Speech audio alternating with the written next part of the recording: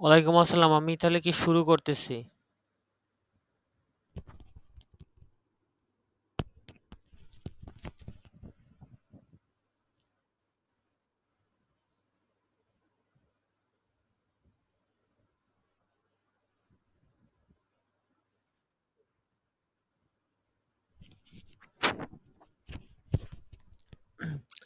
আচ্ছা, প্রথমে হলো আজকে আমরা ইন্ট্রোডাকশন অফ এসইও এটার দেখব। ক্লাসের সামারি এখানে দেয়া আছে, যেহেতু আমরা একটার পর একটা যাব। সো আমি এটার সামারি না বলি, এই স্লাইড আমি শেয়ার করে দেব ক্লাসের পরপরই। তারপরে যদি যাই, হোয়াট ইজ সার্চ ইঞ্জিন, যদি আমি গতকাল বলেছি না, আবার একটু শর্টে বলি। সার্চ ইঞ্জিনটা হলো মূলত একটা ইঞ্জিন বা সফটওয়্যার, যেখানে মূলত আমরা আমাদের দরকারি বা প্রয়োজনীয় তথ্য খুঁজে বের করি অনলাইন থেকে, এবং ওইটা যেটা আমাদেরকে সহযোগিতা করে তথ্য খুঁজে বের করার ক্ষেত্রে। সো এটাকে মূলত সার্চ ইঞ্জিন বলি আমরা। এখন সার্চ ইঞ্জিন অনেকগুলো আছে, এর মধ্যে একদম ওয়েল নোন সার্চ ইঞ্জিন এখানে কয়েকটা নাম দেওয়া আছে: গুগল, বিং,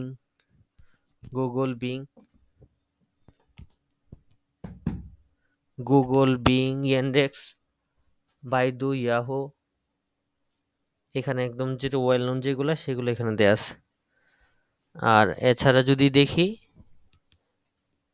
এখানে যেটা হচ্ছে aol.com একটা আছে, আর একটা হলো আক্স।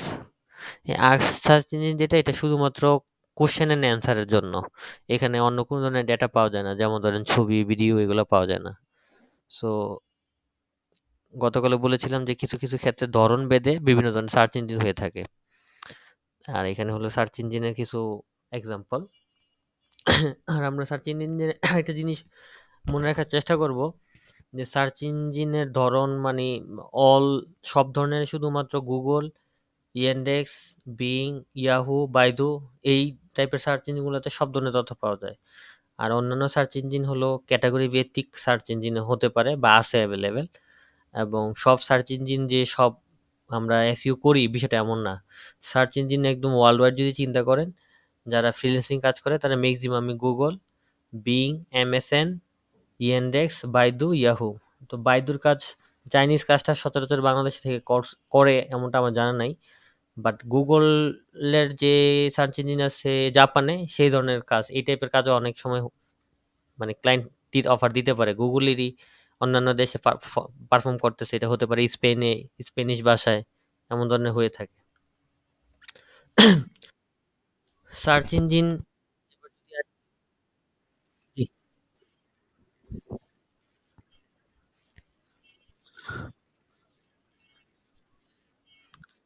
অন্যদের কি সমস্যা হচ্ছে এমন?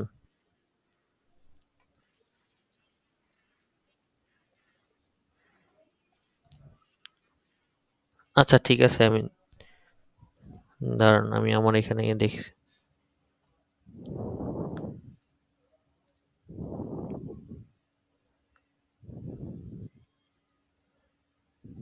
আচ্ছা, এখন একটু শুনে দেখবেন, যে যদি হয় তাহলে আবার কেমন একটু রেসপন্স করবেন। সার্চ ইঞ্জিন কিভাবে কাজ করে সেটার একটা আমরা এই গুগল সার্চ ইঞ্জিনের একটা ভিডিওর লিংক শেয়ার করে দিব, যাতে করে আপনারা ওই ভিডিওটা দেখলে বুঝতে পারবেন, যেটা আমি গতকালে বলেছিলাম। এখানে দেখেন, যদি আমরা ইমেজটা দেখি, স্পাইডার, স্পাইডার হলো মূলত গুগল বট। গুগল বট ওয়েব ওয়েবে নতুন যদি কোন ধরনের তথ্য আসে, সেটা হতে পারে ছবি, ভিডিও, টেক্সট, তারপরে ইমেজ, ছবি, তার পিডিএফ ফাইল হতে পারে, বা আদার্স ক্যাটাগরি রিলেটেড যে কোনো ধরনের তথ্য যদি নতুন আসে, অথবা পুরাতন তথ্য যদি আপডেট হয়, সেটাকে ইন্ডেক্স করে। পুরাতন তথ্য যদি এক্সাম্পল বলি, তখন ফেসবুকে আপনি ১ বছর আগে একটা ছবি শেয়ার দিয়েছিলেন, যে ফেসবুক ১ বছর পরে আপনাকে রিমাইন্ড দিল, আপনি নতুন করে আবার একটা ক্যাপশন যোগ করে দিলেন। পোস্ট কিন্তু পুরাতন জিনিস, বাট নতুন করে একটা ক্যাপশন যোগ করলেন, সো এটা আপডেট হয়েছে তথ্য। এটাকে সে আবার নতুন করে ইন্ডেক্স করবে, এবং নতুন করে ইন্ডেক্স করে নতুন কি যে তথ্যটা পেয়েছে সেটা সংযোজন করবে ওর সার্ভারে নিয়ে। এভাবে সে স্টোরেজ করে, যেটাকে আমরা ইন্ডেক্সিং বলি। যেটা দেখেন, স্টোর ইন দা ইন্ডেক্স, এটা হলো মূলত সার্ভার, যেখানে সেটা সার্ভ করে, জমা করে। জমা করার পরে যে কাজটা করে সে, এখানে আমরা বলছিলাম যে ফোল্ডার করে জমা রাখে, অর্থাৎ ছবিগুলো ছবিতে জমা ভিডিওতে ভিডিও, টেক্সটগুলা টেক্সট, অডিওতে অডিও ফোল্ডার করে সে জমা করে। জমা করার পরে তারপরে ইউজার যদি এরপর দেখি, ইউজার যখন ধরেন কম্পিউটারে সার্চ করতেছে, কুয়েরি দিচ্ছে। কুয়েরি দেওয়ার পরে সে র‍্যাংকিং করে এবার। র‍্যাংকিং এর সে অ্যালগরিদম আছে। অ্যালগরিদম দিয়ে সে ডাটা দেখে স্টোরেজে, ইন্ডেক্সিং এ ডাটা কোন ইউজারের ইন্টারেস্টের সাথে সবচেয়ে ম্যাচ ডাটা কোনটা আছে সেটা ১ম খুঁজে বের করে। বের করে তারপর সেন্ড করে অ্যালগরিদমের কাছে। অ্যালগরিদম তারপর দেখে যে আসলেই তাকে র‍্যাংক দেওয়ার মতো কিনা। যে ডাটাগুলো র‍্যাংক দেওয়ার মতো অর্থাৎ ইউজারের সামনে নিয়ে আসার মতো সেই ডাটাগুলোই সে ইউজারের সামনে প্রেজেন্ট করে বা প্রদর্শন করে। ইউজার তারপর আমরা যে ইউজার নরমাল ইউজাররা যেটা পছন্দ হয় সেটাকে আমরা ক্লিক করে যাই এবং এখান থেকে আমরা ডাটা আমাদের মতো করে বুঝে নেই বা খুঁজে নেই। এই যে সার্চ ইঞ্জিন যেটা কাজ করে এটা হলো একটা সামারি। এটা একটা গুগলের ভালো ভিডিও আছে, সেই ভিডিওর লিঙ্কটা আমি ক্লাস শেষে গ্রুপে দিয়ে দিব। এই দুইটার মধ্যে আমি কি প্রশ্ন আরেকটা জিনিস আপনার কাছে জিজ্ঞেস করি, প্রশ্ন কি আমি পার স্লাইড পরপর নিলে ভালো হয় না একবারে শেষ করার পর নিলে ভালো হয়? হ্যালো,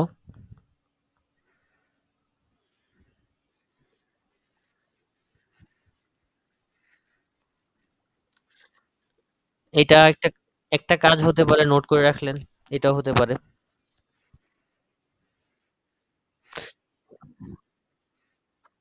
জি, তাহলে হলো কি হয়তো সবার প্রশ্নগুলো অনেকটা দেখা যাবে একটা অ্যান্সার দিলে অনেকের কোশ্চেনের অ্যান্সার হয়ে যাবে। কারণ প্রত্যেকেরই আলাদা আলাদা হতে পারে। হ্যাঁ, রেকর্ড আছে। ২ টা সফটওয়্যার দিয়ে দিচ্ছি। যেটা ভালো বলবেন সেটা দিয়ে কন্টিনিউ করব। আমি ২ টা দিয়ে রেকর্ড করতেছি। ওকে, জি। তারপরে চলে যাই।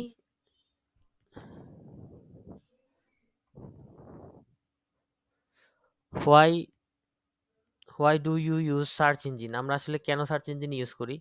একদম নরমাল বা জেনারেল কথা হলো আমরা তথ্য খোঁজার জন্য। আমরা যেটা জানি না ওটা ভালো করে জানার জন্য বা যেকোনো ধরনের তথ্য খোঁজার জন্য অনলাইনতে আমরা সার্চ ইঞ্জিন ইউজ করি। আগে সার্চ ইঞ্জিন আসার আগে যদি বলি তাহলে মূলত বিভিন্ন কমান্ড দিয়ে সার্চ করে দেখা হতো। সো ওইটার একটা হিস্ট্রি আছে। সেই হিস্ট্রির ব্লগ লিঙ্কটা আমি দিয়ে দিব। আমি চেষ্টা করব থিওরি কম বলে ডিরেক্ট প্র্যাকটিক্যাল ক্লাসে চলে যাওয়ার জন্য। সো থিওরি রিলেটেড যে লিঙ্কগুলো আছে সেগুলো আমি প্রোভাইড করে দিব গ্রুপে। আপনারা দেখার পরে যদি কিছু কোশ্চেন নতুন করে কোশ্চেন রেজ করে সেটা আবার আমাকে করতে পারবেন।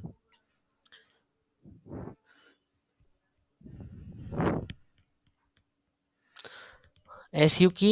সার্চ, এসতে সার্চ, ইতে ইঞ্জিন, ওতে অপটিমাইজেশন।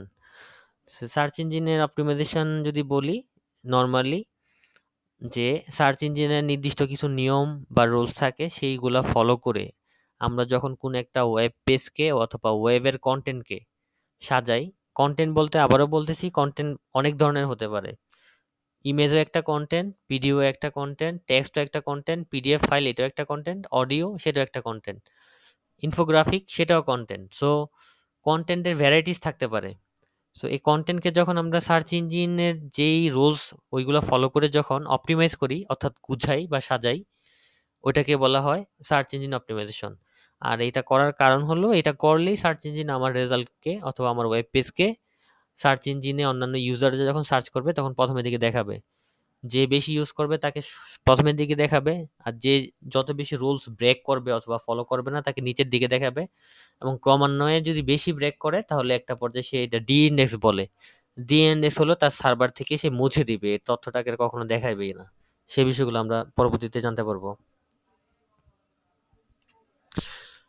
তারপরে যদি যাই, why does my website need SU? আসলে আমার ওয়েবসাইটের এসইউ দরকার কেন? আমার ওয়েবসাইটে হতে পারে আমার অনলাইনে যেকোনো ধরনের বিজনেস হতে পারে, ব্লগ পেজও হতে পারে বা ই-কমার্স সাইটও হতে পারে। আসলে যদি আমি সার্চ ইঞ্জিনের যেহেতু রুলস ফলো না করলে গুগল আমাকে রেজাল্টটাকে দেখাবে না, তাহলে কোনো ইউজার, যে ইউজার আমার পেইড প্রমোশন ছাড়া অথবা আমাকে চেনে বা পরিচিত ইউজার ছাড়া কেউ আসবে না। আর আমরা আমাদের শুধুমাত্র পরিচিত ব্যবহারকারীর কাছে বা ইউজারের কাছে দিয়ে আসলে আমাদের কোনো বিজনেসই সাকসেসফুল করতে পারবো না যদি না আমরা নতুন ইউজার পাই। এক্সাম্পল ফর যদি বলি, মনে করেন আপনি যে আমরা যেই বাসায় থাকি, একটা ধরেন এক্সাম্পল বলি, একটা বিল্ডিং এ মনে করেন 15টা ফ্যামিলি আছে। একটা 15টা ফ্যামিলির কাছে যদি আপনি সাপোজ বার্গারের দোকানেই দেন, এই 15টা ফ্যামিলি কিন্তু সার্ভ করবে, আপনার বিজনেস চলবে না। আপনার কাছে নতুন নতুন কাস্টমার দরকার হবে। নতুন কাস্টমার হলে আপনার সেল বাড়বে, আপনার রেভিনিউ মেক হবে। সো আমাদের পরিচিত ছাড়াও যে হাজার হাজার বা লাখ লাখ ইউজার রয়েছে, তাদের কাছে দেখানোর জন্য অর্থাৎ তাদের কাছে পৌঁছানোর জন্য যে আমার বিজনেস আছে বা আমার কাছে এটা অ্যাভেলেবেল আছে, সেটা দেখানোর জন্য হোক, ব্যবসা করার জন্য হোক, বা অনলাইনে আমার প্রেজেন্সটাকে ধরে রাখার জন্য, বা কম্পিটিটর যারা আছে তাদের সাথে ফাইট করার জন্য, যেইভাবেই বলি, এসইওর বিকল্প নাই। এসইও যদি না করি, সার্চ ইঞ্জিন, কোনো সার্চ ইঞ্জিনই আমাকে র‍্যাংক দিবে না। এবং যদি র‍্যাংক না দেয়, বর্তমানে সব ইউজারই সার্চ ইঞ্জিন ইউজ করে। ইভেন আপনারা যদি দেখেন, ক্রোমে হলো ডিফল্ট গুগল সেটআপ করা আছে। মজিলা ফায়ারফক্সেও ডিফল্ট গুগল সেটআপ করা আছে, বাট চাইলে আপনি অন্যান্য সার্চ ইঞ্জিন ফিক্স করতে পারেন। সো এইটা দুইটা ছাড়া যদি বলেন, ব্রেভ ইউজার আছে। এছাড়া যদি বলেন আরো অনেক ইউজার আছে, বাট ওইগুলা সম্পর্কে আমরা অনেকেই হয়তো বা জানিও না। সো আমরা যা জানি সবগুলোতে গুগল ফিক্স করা। সো সার্চ ইঞ্জিনের বাইরে গিয়ে আমরা সার্চ করব, এমন লোক পাওয়া আসলে দুষ্কর। তাই যেহেতু সার্চ ইঞ্জিনের উপরে বেস করে ইউজার আসে, তা অবশ্যই আমার সার্চ ইঞ্জিনে প্রথম দিকে থাকতে হবে। আর প্রথম দিকে থাকতে পারলেই কেবল আমি আমার ব্যবসা বলেন বা আমার ক্লায়েন্টের স্যাটিসফ্যাকশন বলেন, দুইটা আমি মিট করতে পারবো, আদারওয়াইজ সম্ভব না। তাই এসইও একটা ওয়েবসাইট র্যাঙ্ক করানোর জন্য, ব্যবসা হোক বা ক্লায়েন্টের জন্য হোক, এসইওর আসলে কোনো বিকল্প নাই।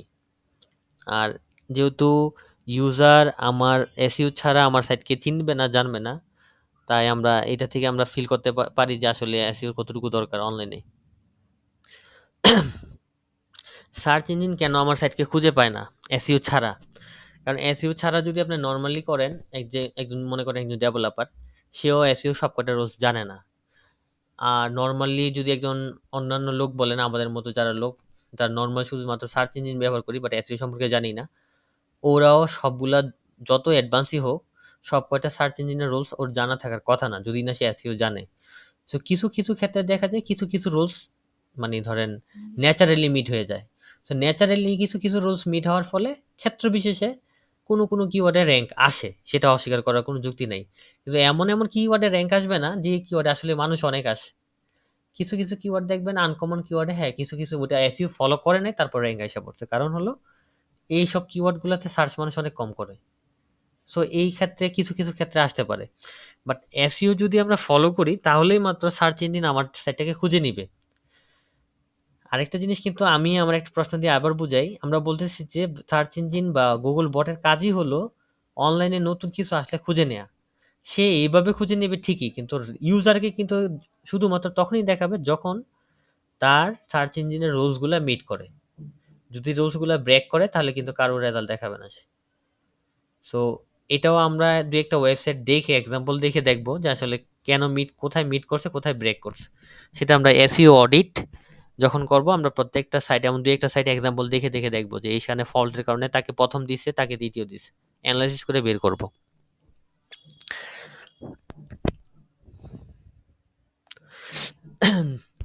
সার্চ ইঞ্জিনের রেজাল্ট পেজ নিয়ে আমরা গতকাল জাস্ট ইন্ট্রোডাকশনে বলছিলাম এসইআরপি, সার্চ ইঞ্জিন রেজাল্ট পেজ। এখানে ৩টা ইমেজ দিয়ে আপনার কিছু জিনিস দেয়া আছে। যেমন প্রথম ইমেজটা যদি দেখি, এটা হলো প্রথমেরটা হলো স্পন্সর অথবা অ্যাড, এটা হলো পেইড, অর্থাৎ টাকা খরচ করে আসছে। তারপরের যে মার্ক করা আছে প্রথম ইমেজে, সেটা হলো অর্গানিক। আপনারা হয়তোবা লেখাটা একটু অস্পষ্ট আসতে পারে, আমি স্লাইডটা দিয়ে দিলে আপনারা বুঝতে পারবেন যখন দেখবেন। আর পাশে যে আছে, অর্থাৎ বাম পাশে বা ডান পাশে যদি আমরা চিন্তা করি, একটা যে আছে এই রেজাল্ট, সেটা হলো নলেজ গ্রাফ। আমরা গতকাল বলেছিলাম যে আপনার রেজাল্টের যদি রিচ কার্ড, তারপরে micro data, structure data, markup, এই শব্দগুলো আমার লাস্ট ক্লাসে ব্যবহার করেছিলাম। সো ওইগুলা ব্যবহার করলে এই নলেজ গ্রাফটা স্মুথলি আসে সুন্দরভাবে। আর এরপরের স্লাইডে যদি দেখি, এটা হলো চেঞ্জ। মানে আমি গতকালও বলেছিলাম যে সার্চ ইঞ্জিন কিছুক্ষণ পরপরই চেঞ্জ আনে। সো আমরা যদি চেঞ্জটা দৃশ্যমান দেখতে চাই, তাহলে একটা ট্যাব ওপেন করে যে কোনো একটা কিওয়ার্ড দিয়ে রেজাল্ট বের করে রাখবো, ১ ঘন্টা পর পর রিফ্রেশ দিব, তাহলে দেখতে পারবো চেঞ্জ হচ্ছে। যে হয়তো কখনো এক্সাম্পল ফর ধারাস ১ম ছিল, সেকেন্ডে ১ ঘন্টা পরে হয়তোবা দেখবেন ধারাস ২ নাম্বার চলে গেছে। পিকাবো ১ম এ আইসা পড়ছে। সো এমন চেঞ্জ আসে। এটাও প্রতিনিয়ত চেঞ্জ করে। তো এখানে জাস্ট সার্চ ইঞ্জিন রেজাল্ট এর ধরনের উপর বেস করে কয়েকটা স্ক্রিনশট দেয়া আছে। এসইও কি, এসইওর ধরন আর টেকনিকস অফ এসইও। আ গতকালও বলেছিলাম যে এসইও যদি প্রধানত বলি হোয়াইট হেট, গ্রে হেট, ব্ল্যাক হেট। হোয়াইট হেট হলো যথাযথভাবে সার্চ ইঞ্জিনের রুলস যদি 100% আমি ফলো করি, অথবা আমি যতটুকু ফলো করছি ওইখানে কোনো ধরনের নেগেটিভ নেগেটিভিটি নাই, অথবা সার্চ ইঞ্জিনের কোনো রুল আমি ব্রেক করি নাই, তাহলে ওইটা হলো হোয়াইট হেট। আর ব্ল্যাক হেট হলো সার্চ ইঞ্জিনের ম্যাক্সিমাম রুলসকে আমি হয়তো এক্সেস ব্যবহার করছি, অথবা কোনোটাই ফলো করি নাই, নিজের মতো করে কাজ করছি, বাট আমি কিছু এসইও জানি বিদেই কাজ করতে পারবো। ব্ল্যাক হেট কিন্তু যে কেউ চাইলেই পারবে না। এসইও যে জানে সেই ব্ল্যাক হেট ইউজ করতে পারবে। এটার ক্ষেত্রে এক্সাম্পল দিতে পারি হ্যাকার। একজন হ্যাকার যে, নরমালি আমরা হ্যাকার বুঝি যে তথ্য চুরি করে অনলাইন থেকে, সেটা হতে পারে আমার পাসওয়ার্ড, হতে পারে আমার এটিএম কার্ডের, ফেসবুকের পাসওয়ার্ড হতে পারে যেমন, আবার এটিএম কার্ডের পাসওয়ার্ড হতে পারে যেটা আমার অর্থ বা তথ্য হাতায় নেয়। সেম থিং কিন্তু একটা কাজ করে যাকে বলি আমরা ইথিক্যাল হ্যাকার, সে কিন্তু এটাকে প্রিভেন্ট করে, প্রতিরোধ করে, যেন হ্যাকাররা ইউজার তথ্য চুরি না করতে পারে। সো হোয়াইট হ্যাটটা হলো ইথিক্যাল হ্যাকিং, যেটা হলো সেফ, সবকিছু প্রপারলি বা ভালো ফলো করা হয়। আর ব্ল্যাক হ্যাট হলো যেটাকে আমরা হ্যাকার বলি। সো ব্ল্যাক হ্যাট যে এসইও করে সে প্রপার এসইও না জেনে কিন্তু ব্ল্যাক হ্যাট করতে পারবে না, কারণ ব্ল্যাক হ্যাট জানতে হলে টেকনিক্স জানতে হয় এসইওর। টেকনিক্স আছে, কি টেকনিক্সে ইউজ করবে সেটাও জানতে হবে, আদারওয়াইজ সে সম্ভব না। আর গ্রে হেড হলো ব্ল্যাক হেড থেকে কিছু টেকনিক নিবেন, আবার হোয়াইট থেকে নিবেন, যেটা কম্বাইনেশনে এসইও করি, সেটা হলো গ্রে হেড। এই রাইট টাইমে যদি বলেন ব্ল্যাক হেড একবারেই চলে না, আর চললেও সাময়িক সময়ের জন্য আপনার পরে গুগল ব্যান করবে বা সার্চ ইঞ্জিন ব্যান করবে। গ্রে হেড আংশিক চলে, বাট অনেক কমে গেছে। আর হোয়াইট হেড এখন সবচেয়ে বেশি ভ্যালুয়েবল। সো আমরা ৩টা সম্পর্কে ধারণা নিব, বাট ক্লায়েন্টের জন্য বলি, নিজের সাইট বলি, আমরা হোয়াইট হেড করব। আর কম্পিটিটর সাইটকে ডাউন করার জন্য ব্ল্যাক হেড এসইও করা হয়, এটা আমরা জেনে রাখি। সাপোজ আমি একটা বিজনেস করতেছি, সেম আমার কম্পিটিটর একজন আছে, বাট ওর সাথে আমি ব্যবসায় পেরে উঠতেছি না, তখন আমি অনলাইনে তারকে ডাউন করার জন্য ব্ল্যাক হেড করা যায়। সো ব্ল্যাক হেড জিনিসটা আমাদের জানতে হবে, যাতে করে আমার সাইট অথবা আমার ক্লায়েন্টের সাইট যেন আহ, মানে অনলাইনে প্রেজেন্স যাতে কমে না যায় ব্ল্যাক হেডের কারণে, সেটা যেন আমরা প্রতিরোধ করতে পারি। এরপরে যদি আসি আমি এসইওর প্রয়োগের দিক থেকে, যদি তিন তিন তিন তিন ধরনের, একটা হলো অন পেজ এসইও কে যদি আমি শর্টে বলি, যে এসইও আমার সাইটে, মানে আমার সাইট অর্থাৎ ধরেন google.com এক্সাম্পল, বা প্রথম আলো ডট কমই বলি, এই সাইটের ভিতরে ইন্টারনাল যত কাজ করা হবে সেটাকে বলে অন পেজ এসইও, ইন্টারনাল। আর অফ পেজ এসইও হলো ঠিক তার অপোজিট। যখন আমার সাইট নিয়ে আমি অন্যের সাইটে গিয়ে কাজ করব, এই রিলেটেড যাবতীয় কাজ হলো অফ পেজ এসইও। ইন্টারনাল কাজ যেটা হবে সেটা অন পেজ, বা এবং আমার কাজ নিয়ে, আমার সাইট নিয়ে যখন আমি অন্যের সাইটে গিয়ে বলবো, এটা ওয়ান কাইন্ড অফ রিভিউ টাইপের, আমার সাইট সম্পর্কে বিভিন্ন সাইটে গিয়ে বলা, মানুষজনকে জানানো, আর লিঙ্ক তৈরি করা, তারপরে হলো ছবি শেয়ার হতে পারে, ভিডিও শেয়ার হতে পারে, কন্টেন্ট শেয়ার হতে পারে, এগুলো শেয়ার করে, এগুলো অফ পেজ এসইওর পার্ট। সো এগুলো অফ পেজ এসইও এবং অন পেজ এসইওর একটা পার্ট। এটা বিশেষ করে 2017-18 পর থেকে এই টেকনিক্যাল এসইওটা মানে ভাইব বা হাইপ করে। সেটা হলো, এর আগে এটা অন পেজ এসইওর একটা পার্ট ছিল। পরবর্তীতে যখন টেকনিক্যাল গুলা বিষয়গুলারে গুগল ফোকাস করা শুরু করে 14, 15, 16 দিক থেকে, বিশেষ করে 17তে তো সে মোবাইল ফ্রেন্ডলি ছাড়া, মোবাইল স্পিড ছাড়া সাইটকে র্যাঙ্কই দিত না। তখন থেকেই টেকনিক্যাল ফ্যাক্টগুলোকে নিয়ে এসইও যারা এক্সপার্ট, ওয়ার্ল্ড লিডার, তারা টেকনিক্যাল এসইও নামে একটা টার্ম শুরু করলো। সো ওইখানে অন পেজেরই টেকনিক্যাল ফ্যাক্টগুলোকে অন পেজে নিয়ে গেছে, যেখানে ক্রলিং কেন হচ্ছে, কেন হচ্ছে না, ইন্ডেক্সিং কেন হচ্ছে না, মানে গুগল কেন খুঁজে পায় না, কি করলে পাবে এবং কি করলে র্যাঙ্কে আসবে, সেই বিষয়গুলো আরো স্পেসিফিক ভাবে বিস্তারিত বর্ণনা করা হয় যেই পার্টটাই, সেটা হলো টেকনিক্যাল এসইও। আর লাস্ট ক্লাসে আপনাদেরকে একটা জিনিস বলতেছিলাম আমি, প্রোগ্রামেটিক এসইও, সেটা এখন হলো ইনিশিয়াল স্টেজে আছে। অনেকে প্র্যাকটিস করতেছে, অনেকে ভালো রেজাল্ট পাচ্ছে, আবার অনেকে পাচ্ছে না। কারণ অনেকে অনেকের ক্ষেত্রে এটার বিষয়ে না বিস্তারিত নলেজ নাই। বাট ইন ফিউচার এটা অনেকটা এই টেকনিক্যাল এর মতো এটাও একসময় হাইপ করবে। সো এটা আমরা পরবর্তীতে দেখব, যেহেতু মার্কেটে এখন এটা অ্যাভেলেবেল না, আর যারা আছে গুটি কয়েক মানুষ অ্যাপ্লাই করে। সো এটা আমরা আপাতত স্কিপ করতেছি, বাট প্রয়োজনের হলে আমরা ওইটা নিয়ে আলোচনা করব। এবার ডিজিটাল মার্কেটিং এ এসইওর ইমপ্যাক্ট বা গুরুত্ব কেন বা কতটুকু, এক বাক্যে আমরা দুইটা শব্দ সবসময় ব্যবহার করি যারা এসইও করি। একটা বাক্য হলো content is the king of SEO, বা content is the king of online. এইটা ডায়লগটা হলো আপনার বিল গেটসের। সে সর্বপ্রথম এই সেন্টেন্সটা ইউজ করে, content is the king of online বলেন, এসইও বলেন বা ডিজিটাল মার্কেটিং। আর আরেকটা আমরা সেন্টেন্স ইউজ করি যে SEO is the heart of digital marketing. So পুরা একটা যদি ফিগার বা বডি হয় ডিজিটাল মার্কেটিং, এটা হার্ট হলো এসইও। যে ব্যক্তি এসইও জানে সে ডিজিটাল মার্কেটিং ইজিলি ক্যাপচার করতে পারবে, বাট যে ব্যক্তিটা এসইও জানে না সে কোনোদিনও প্রপার ডিজিটাল মার্কেটার হতে পারবে না। সো এই বিষয়টা আমরা মাথায় রাখবো। ডিজিটাল মার্কেটিং জানতে হলে আপনি যদি এসইও জানেন, আপনার অনেকগুলা শাখা প্রশাখা ক্লিয়ার হয়ে যাবে, সহজে শিখে নিতে পারবেন ডিজিটাল মার্কেটিং। বাট যে ব্যক্তিটা এসইও ছাড়া জানে ডিজিটাল মার্কেটিং, সে ব্যক্তিটা আপনি আপনি কোশ্চেন করলে সে আটকে যাবে। এসইও জানেন, আপনি কোশ্চেন করলে দেখবেন সে পারবে না প্রপার অ্যান্সার দিতে, যদি না তার এসইওর প্রপার নলেজ থাকে। সো ডিজিটাল মার্কেটিং এ আমরা যখন এসইও করব, আমরা অনেক কিছু দেখব ডিজিটাল মার্কেটিং এর সাথে রিলেটেড। কারণ এটা একটা এমন একটা মেজর পার্ট যেটা কমপ্লিট না করলে আপনি ডিজিটাল মার্কেটিং কমপ্লিট করতে পারবেন না। সো ডিজিটাল মার্কেটিং এর যদি গুরুত্ব চিন্তা করি, বা একজন ডিজিটাল মার্কেটার হওয়ার চিন্তা করি, অথবা একটা অফিসে আপনি জাস্ট এসইও জানেন but lackings of digital marketer, আপনাকে যদি কোনো কাজ দেওয়া হয়, আপনি যদি প্রপার এসইও জানেন আপনি অনেক কাজে সাপোর্ট দিতে পারবেন, এটা সম্ভব। বাট একটা ডিজিটাল মার্কেটার চাইলেই এসইও তে সাপোর্ট দিতে পারবে না যদি না তার এসইও জানা থাকে। সো গুরুত্বের দিক দিয়ে যদি বলি, আপনি যদি এসইও জানেন ডেফিনেটলি আপনি ডিজিটাল মার্কেটিং সহজেই রপ্ত করতে পারবেন। এবং যেটাকে আমরা বর্তমানে বাংলাদেশ বলেন বা ওয়ার্ল্ড ওয়াইড মাল্টি টাস্ক ট্যালেন্টার লোক চায় আর কি, অর্থাৎ একাধিক কাজ জানে। যেখানে এই একাধিক কাজ জানলে আপনার জব পাওয়ার পসিবিলিটি বাড়বে, ক্লায়েন্ট এঙ্গেজ হয়ে থাকবে লং টার্মে, প্লাস আপনার জব সিকিউরিটি, যেটা প্রাইভেট সেক্টরে জব ইনসিকিউরিটি, সেই ইনসিকিউরিটিটা কমে যাবে। Historical context and evolution of search ইঞ্জিনের যদি বলি, আর্লিয়েস্ট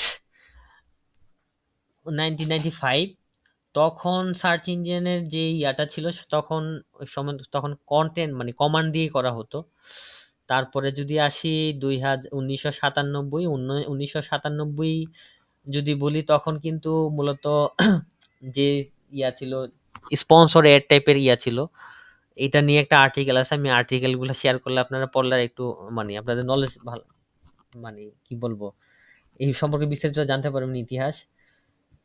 1997 প্রথম গুগলের যে ইয়াহু ইয়া হয়, ইয়াহুর পরে আসে গুগল। গুগল তখনও ফাইনালি গুগল রিলিজ হয় বা মানুষের সামনে আসে 2000 সালের পরে, যেটা 2003 সালে। আর গুগল স্পিড হয় একদম ওয়ার্ল্ড ওয়াইড, সেটা যদি বলি সেটা 2008-এর পরে স্পিড হয় এটা, এবং মার্কেট শেয়ার মানে ওভারনাইট এটা দখল করে নেয়। গুগলের অ্যালগোরিদম আছে কিছু, সেগুলো নিয়ে আমরা জানবো। পেঙ্গুইন, পান্ডা, এগুলো এক একটা অ্যালগোরিদমের নাম, অথবা রোলসও বলতে পারেন, বা ফর্মুলা, এগুলার এক একটা নাম দেওয়া হয়েছে, যেগুলো দিয়ে গুগল আস্তে আস্তে তাকে নিজেকে অন্যান্য সার্চ ইঞ্জিন থেকে আলাদা করে নেয়। তখন থেকে সে মূলত ওয়ার্ল্ড ওয়াইড তার র্যাঙ্কিং বলেন, পপুলারিটি বলেন, রেভিনিউ বলেন, সবগুলো বাড়তে শুরু করে। 2013 সাল কিছু আপডেট নিয়ে আসে, যেগুলো আপডেটগুলো এখানে হলো লোকালাইজেশন, অর্থাৎ এরিয়া ভিত্তিক রেজাল্ট দেখানো। 2016 থেকে 19-এ যদি গুগলের আপডেটগুলো প্রায়োরিটাইজ দিয়ে লং টার্ম বা লং টেল কিওয়ার্ড যেটাকে বলি সেগুলো নিয়ে আসে, এগুলো পরিচিত করাতে করতে। এবং 2022-এর পর থেকে তো মূলত এআই নিয়ে কাজ করা শুরু হয়, যে বিশেষ করে কোভিড যখন আসে, কোভিডের পর থেকে এআই ভিত্তিক এসইও এবং ২০২৪ তো অলরেডি শেষ। ২০২৫ এ আছি আমরা। সো এখন অনেক কাজই এআই দিয়ে করা সম্ভব হচ্ছে। এবং কনটেন্ট রাইটিং থেকে শুরু করে। But at the end of the sentence যে যতই এআই বা টুলস দিয়ে যাই করা হয় না কেন, হিউম্যান টাচ ছাড়া আপনার কোনো কিছুই পারফেক্ট হবে না।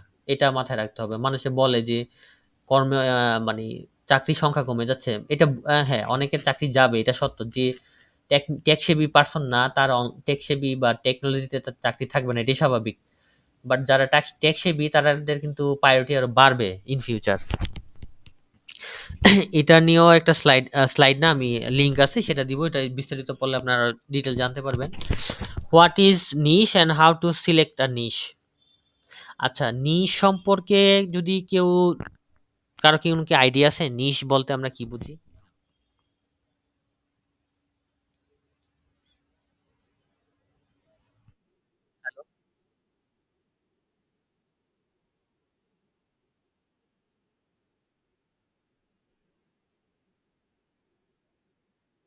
জি জি ভাই, শুনতে পাচ্ছি।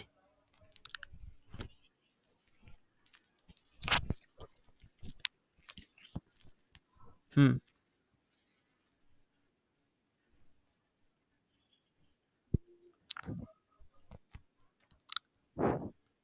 আচ্ছা, আপনি ছাড়া, মনির ভাই ছাড়া আর কেউ?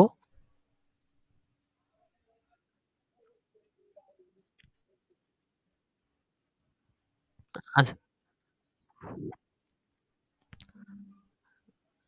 আচ্ছা, বাকি বাকি দুইজনের কেউ?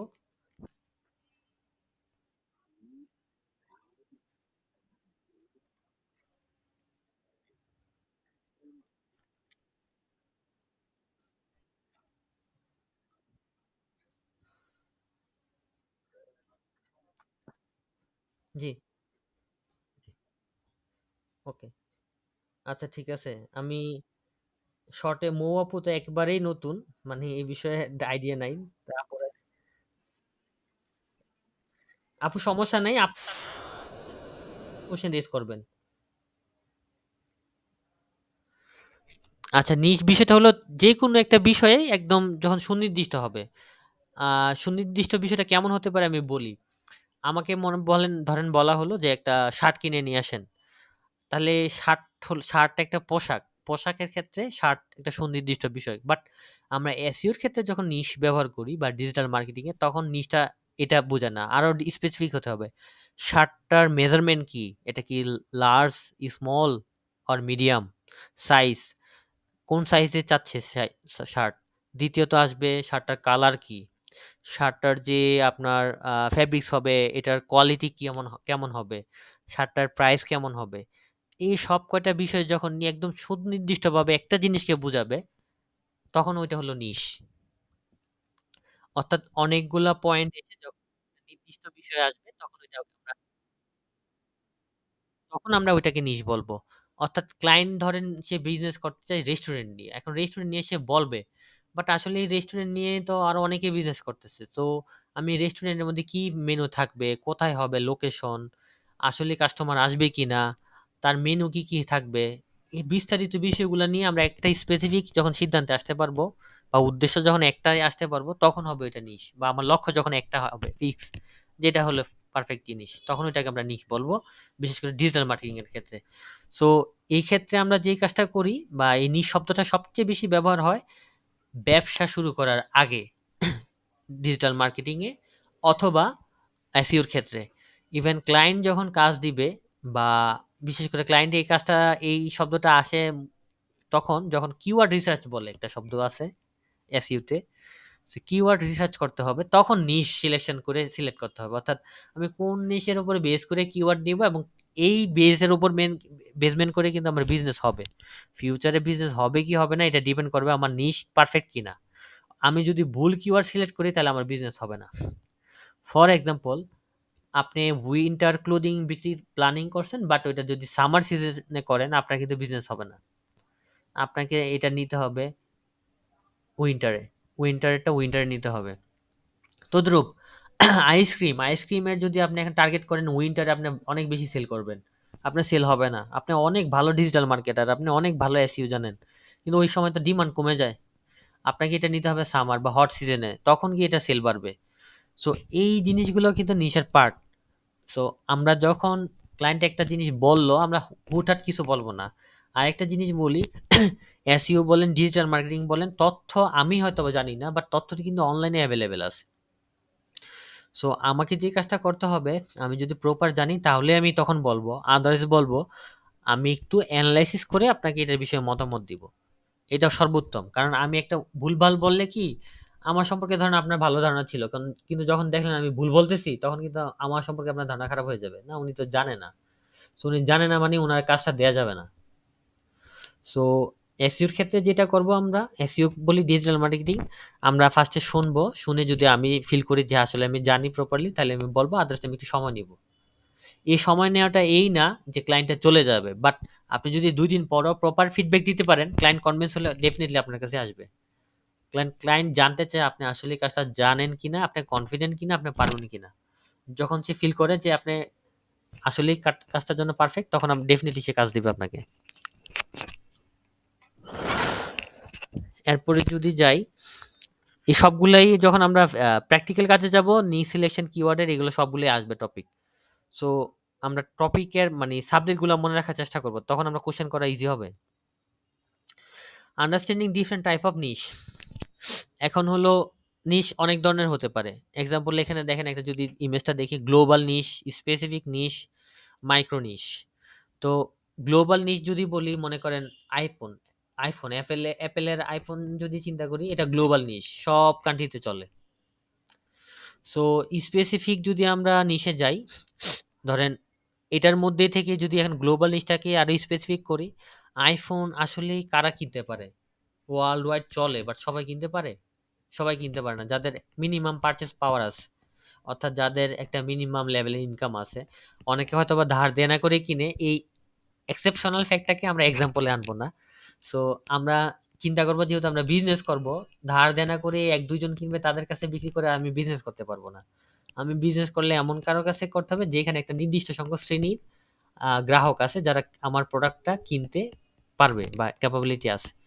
সো যাদের মিনিমাম পারচেস পাওয়ার আছে, ওরা কিনতে পারবে। অর্থাৎ মিনিমাম পারচেস পাওয়ার বলতেছি, যারা মানে দিন এনে দিন খায় তারা না, মধ্যবিত্ত থেকে একটু আপার লেভেলের যারা, ওরাই মূলত। আর যারা এলিট লেভেলের, ওরা কিন্তু দেখবেন আইফোন রিলিজ হয়েছে, পুরাতন আইফোন দিয়ে। তারপরে যদি এখানে আরো স্পেসিফিক যাই, যে ম্যাক্রো নিশ, সেটা হয়তোবা বলে ফেলছি যে স্পেসিফিক নিশ হলো কারা আমার প্রোডাক্টটা কিনতে পারবে। তারপরে যদি ম্যাক্রো নিশে যাই, এর মধ্যে কারা, যদি আমরা এলিট শ্রেণীটা চিন্তা করি, ওরা যখনই নতুন আইফোন রিলিজ হয়, ও পুরাতনটা দিয়ে ও নতুনটা রিসিভ করে। সো আপনি যদি আমি প্রথমে যদি বলি, অ্যাপেলের আইফোন প্রোডাক্ট হলো গ্লোবাল নিশ। স্পেসিফিক নিশ যদি বলি, সেটাকে আরো স্পেসিফিক করে হলে যাদের পারচেস পাওয়ার ভালো, যারা কিনতে পারে। এরপরে যদি আরো স্পেসিফিক করি, ওরা হলো আসলে এলিট শ্রেণী, যারা সবসময় নতুন জিনিস আসলে পুরাতনটা বিক্রি করে। ইভেন আপনি দেখবেন অনেকের যাদের ভালো অ্যামাউন্টে ইনকাম আছে, ওরা ফার্নিচারও ১ বছর পর পর চেঞ্জ করে। ওরা পছন্দ করে না। ইভেন আপনার আ কি বলি আমরা, যে জানলার যে আপনার পর্দা থেকে শুরু করে সবকিছুই দেখবেন ওরা চেঞ্জ করে। ইভেন আমি দেখছি টাইলসও চেঞ্জ করে। ২-৩ বছর হয়েছে, পুরনো হয়ে গেছে। টাইলস আবার নতুন করে লাগাবে। সো এই টাইপের পাবলিকও আছে। ওরা হলো একদম মাইক্রো নিশ। অর্থাৎ ওদের কাছে যেতে পারলেন না, আপনার প্রোডাক্ট সেল হবেই। এটাকে আরেকটা এক্সাম্পল দিয়ে বলতে পারি। একটা দোকানে কিন্তু অনেক কাস্টমার যায়। অনেকে জাস্ট যায় নতুন কালেকশন কি আসলো সেটা দেখার জন্য। সে কোনদিনও কিনবে না। কিছু লোকে যায় দাম জিজ্ঞাসা করবে। দামে যদি কম হয় তাহলে নিবে। আর কিছু কাস্টমার যায় কনফার্ম কিনবে।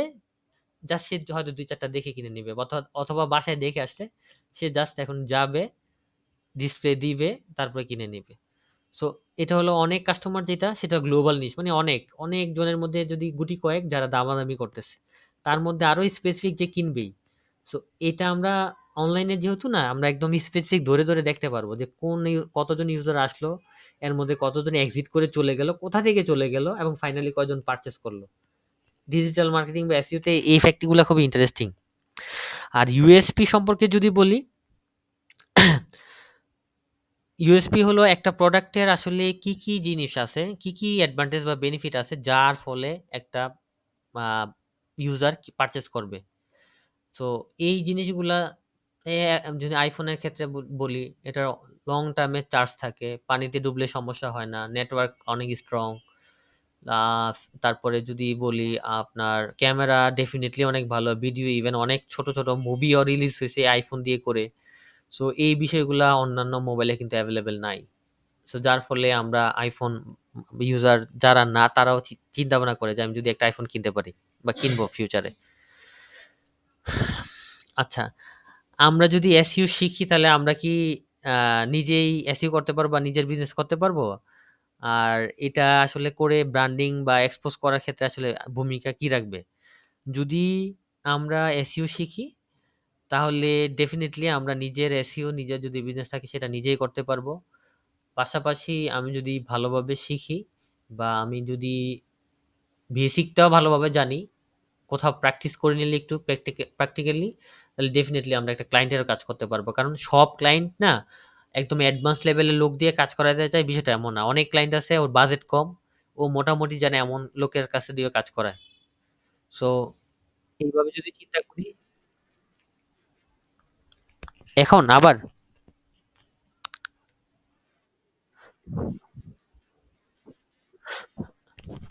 আচ্ছা, এইটা আমার এখানে আমি যতটুকু দেখতেছি 100% ঠিক আছে। ওই কনফার্ম না অন্য কি সবার কাছে কি এমন হচ্ছে কিনা।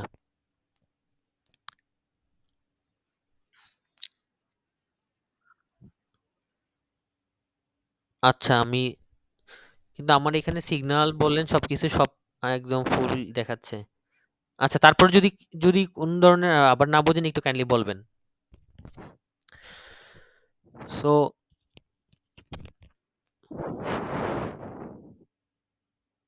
আচ্ছা, সো ব্র্যান্ডিং যদি বলি, যে এসইও জানলে ব্র্যান্ড নিজের ব্র্যান্ড হোক বা নিজের যদি কোনো কোম্পানি থাকে সেটা যেভাবে ব্র্যান্ডিং করতে পারবো বা ক্লায়েন্টের যদি হয় সেটা ব্র্যান্ডিং করা যাবে।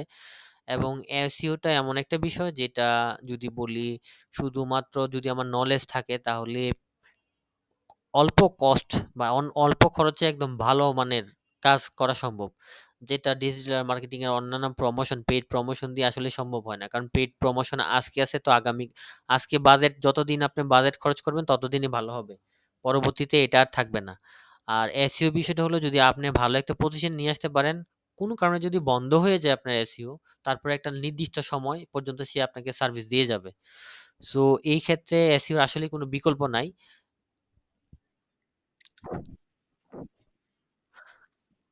সবাই কি সেম?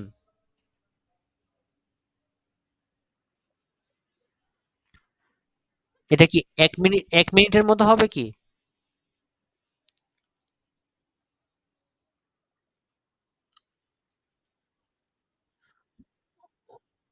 ওকে, দাঁড়ান আরেকবার দেখি আমি। আমার এখানে পুরা যেটা দেখাচ্ছে সবকিছু ঠিকই দেখাচ্ছে এখন।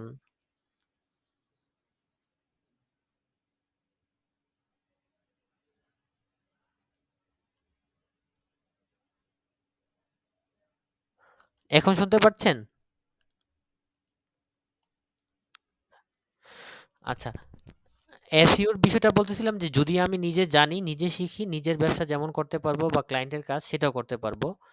পাশাপাশি ব্র্যান্ডিং বলি বা অনলাইনে প্রেজেন্স বলি, ডিজিটাল মার্কেটিং এর অন্যান্য অর্গান বা অন্যান্য পার্ট গুলা দিয়ে পেইড প্রমোশন ছাড়া আসলেই ক্লায়েন্টের বা ক্লায়েন্ট বলেন বা ইউজারের কাছে পৌঁছানো অনেক সময় সাপেক্ষ বলবো না, অনেক খরচবহুল ফ্যাক্ট, ব্যয়বহুল ফ্যাক্ট। কিন্তু যদি এসইওর কথা চিন্তা করি, অল্প খরচে লং টার্মে অনলাইনে প্রেজেন্স ধরে রাখা সম্ভব। ইভেন কোনো কারণে যদি আমরা কখনো এসইও বন্ধ করে দেই, তারপরে একটা নির্দিষ্ট সময় পর্যন্ত সে আমাকে ভালো সার্ভিস দিয়ে যাবে। সো এই ক্ষেত্রে এসইওর আসলে কোনো বিকল্প নাই। আচ্ছা, তারপরে যদি যাই যে understanding the your target audience, ওইটা অলরেডি যদি আমি আইসক্রিমের সাথে যদি বলি, আইসক্রিমের বিষয়টা আরেকবার এইভাবে বলবো যে আসলে আইসক্রিমটা কি সব গ্রাহকরা, সব ধরনের ইউজার কি এটাকে পারচেস করবে নাকি বাচ্চারা পারচেস করবে? প্রথম আমার এই ডিসিশনে আসতে হবে যে আমার অনেক ইউজার আছে। তখন আমি স্পেসিফিক করতে হবে বা ফিল্টার করতে হবে যে হ্যাঁ, কোন বয়স থেকে কোন বয়সের ইউজারদের জন্য আইসক্রিম আসলে দরকার এবং কারা পারচেস করে। এই ক্ষেত্রে আইসক্রিম কিন্তু পারচেজ করে মূলত খায় বাচ্চারা, বাট পারচেজ করে দেয় কিন্তু গার্ডিয়ান। সো এই ক্ষেত্রে আমাদের একটা এমন এজ এরিয়া নিতে হবে যে কোন লেভেল থেকে বাচ্চারা পারচেজ করতে পারে। তাহলে ডেফিনিটলি যেই বাচ্চাদেরকে মা বাবা নিয়ে যায় স্কুলে, ওরা কিন্তু ইনফ্লুয়েন্স হয় আইসক্রিম দেখে। এটা অ্যাডভার্টাইজমেন্ট বলেন বা অন্য বাচ্চা খাচ্ছে ওইটা দেখে ইনফ্লুয়েন্স হয় এবং বাবা মা পারচেজ করে দেয়। তো বাবা মার যে এজ, কোন এজের বাচ্চাদের মা বাবার ওনাদের এজ আবার কেমন হতে পারে সেইগুলো যখন আমরা অডিয়েন্স সেট আপ করি, বিশেষ করে ডিজিটাল মার্কেটিং বুস্টিং এর ক্ষেত্রে, তো ওই বিষয়গুলো আসে। সেম জিনিস আসবে যখন কিওয়ার্ড রিসার্চ করব, তখন যে আসলে অডিয়েন্সের সাইজ কেমন বা কতটুকু সাইজের অডিয়েন্স, ওই অডিয়েন্স আমার প্রোডাক্টটা পারচেস করবে কি করবে না, এবং কোন কোন এরিয়া থেকে আসলে পারচেস হওয়ার সম্ভাবনা আছে। যখন আমরা কিওয়ার্ড রিসার্চ করব তখন আমরা ওইখানে এটা ফিল্টার করে করে দেখে নিতে পারবো। যার ফলে হবে কি যে আসলে যেটা আমরা নিশ বলতেছিলাম ওই নিশটা একদম পারফেক্টলি চয়েস করা বা সিলেক্ট করা সম্ভব হয়। আর এই ক্ষেত্রে যদি আপনার টার্গেট অডিয়েন্স যত ছোট হবে তাতে কোনো সমস্যা নাই। আল্টিমেট আমাদের যে আউটপুট সেটা বেটার আসবে যদি স্পেসিফিক বা অডিয়েন্সের সাইজটা অ্যাকুরেট হয়। আর যদি ধরেন অনেকের কাছে পৌঁছালাম বাট কেউই পারচেস করবে না, এমন টাইপের যদি লোকের কাছে আমি পৌঁছাই, তাহলে আল্টিমেট আমার সেল কিন্তু আনুপাতিক হারে কমই আসবে। আচ্ছা, এইখানে এইটা বলে ইইএটি একটা মডেল, এটা গুগলের মডেল। সেটা হলো যখন সে র্যাঙ্ক দেয়, সো ওই সাইট বা কন্টেন্টকে এই চারটা বিষয়ের উপরে ডিফাইন করে তারপরে সে র্যাঙ্ক দেয়। প্রথম এর হলো এক্সপিরিয়েন্স, তারপর এক্সপার্টাইজ, তারপরে এ দিয়ে অথরিটিনেস, তারপরে ট্রাস্টওয়ার্দিনেস। এক্সপিরিয়েন্স হলো এই যে লিঙ্কটা আপনাকে প্রথম গুগলে, আচ্ছা, ইইএটি হলো experience, expertise, hello, experience, expertise, authoritative, জি, হ্যালো।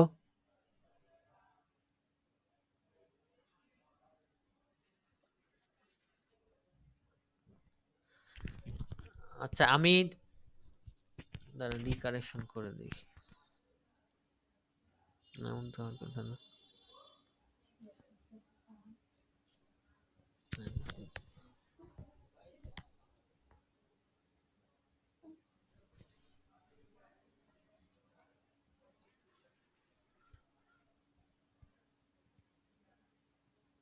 ইন্টারনেট তো বাফার হওয়ার কথা না, কারণ আমি ইন্টারনেট,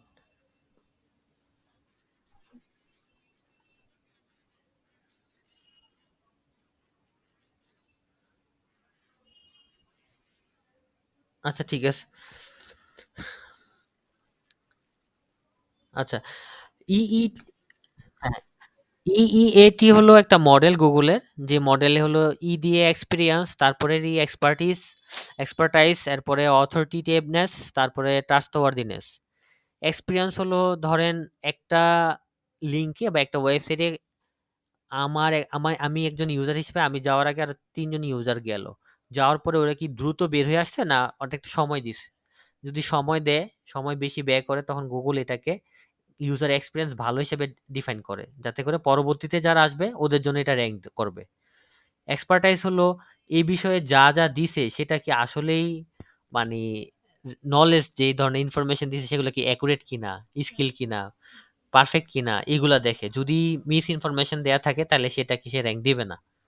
তারপরে হলে যে ধরনের তথ্য দিচ্ছেন, এক্সাম্পল ফর ধরেন ডক্টর রিলেটেড কোনো বা চিকিৎসা রিলেটেড কোনো তথ্য আমি আপনার লেখা দিলে সেটা সহজে র্যাঙ্ক করবে না। কিন্তু সেম জিনিস যদি একজন ডক্টর দেয় ভেরিফাইড, তাহলে এটা দ্রুত র্যাঙ্ক দিবে। সো অথরিটেটিভনেস যেখানে আছে, অর্থাৎ যেটার অথরিটি আছে, সেই ধরনের লেখাগুলা র্যাঙ্ক বেশি দেয়।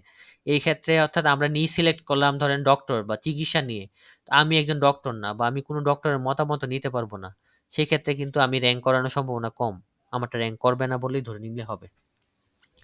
তারপরে বিশ্বাসযোগ্যতার বিষয়টা যদি আসি, আমার যে বিষয়গুলা দিচ্ছি এটা কি আসলে ইউজারদের জন্য ইউজফুল কিনা, আমি সত্য যেটা থেকে বলে ডিসক্লেইমার দেয়া থাকে যে এটা আমি কারো কাছ থেকে কপি পেস্ট করে দিই নাই, এটা বিশ্বাসযোগ্য, এই ধরনের ইনফরমেশন কেউ ব্যবহার করলে কোনো ধরনের হার্মফুল কিছু হবে না।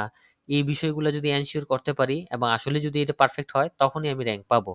সো এই ৪ টা বিষয় আমরা যখন কনটেন্ট অপটিমাইজ করব আমরা দেখব আসলে এটা এই ৪ টা কোয়ালিটি এনশিওর করতেছে কিনা আমাদের কনটেন্ট। এটা হতে পারে audio, video, text, PDF whatever it is. যদি আমরা এটা না করতে পারি তাহলে আসলে আমাদের কোয়ালিটি এনশিওর করা সম্ভব হবে না এবং র‍্যাংকও আসবে না। আচ্ছা, তারপরে হলো আমার আরেকটা টার্গেট রাখতে হবে, আমার ইন্টারেকশন রাখতে হবে আমার ইউজারের সাথে। আমি কি দ্বারা কি জিনিস বা কি বিষয়গুলো ভালো থাকলে আমার ওয়েবসাইট ভালো থাকবে এবং ইউজার আমার সাথে ইন্টারেক্ট হবে। ইউজার বাড়বে, অডিয়েন্সেস একজন আসবে আরেকজন আর বাড়বে। এক্সাম্পল ফর যদি বলি, মনে করেন একটা আপনি পণ্য কিনলেন, একটা মোবাইল ফোনই কিনলেন নরমাল। আমি আসলে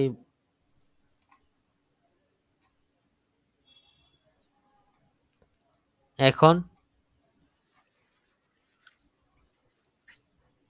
আচ্ছা, এটাই শেষ স্লাইড। এরপরে কোশ্চেনে চলে যাব। সেটা হলো, এখন শুনতে পারতেছেন তো ভাইয়া?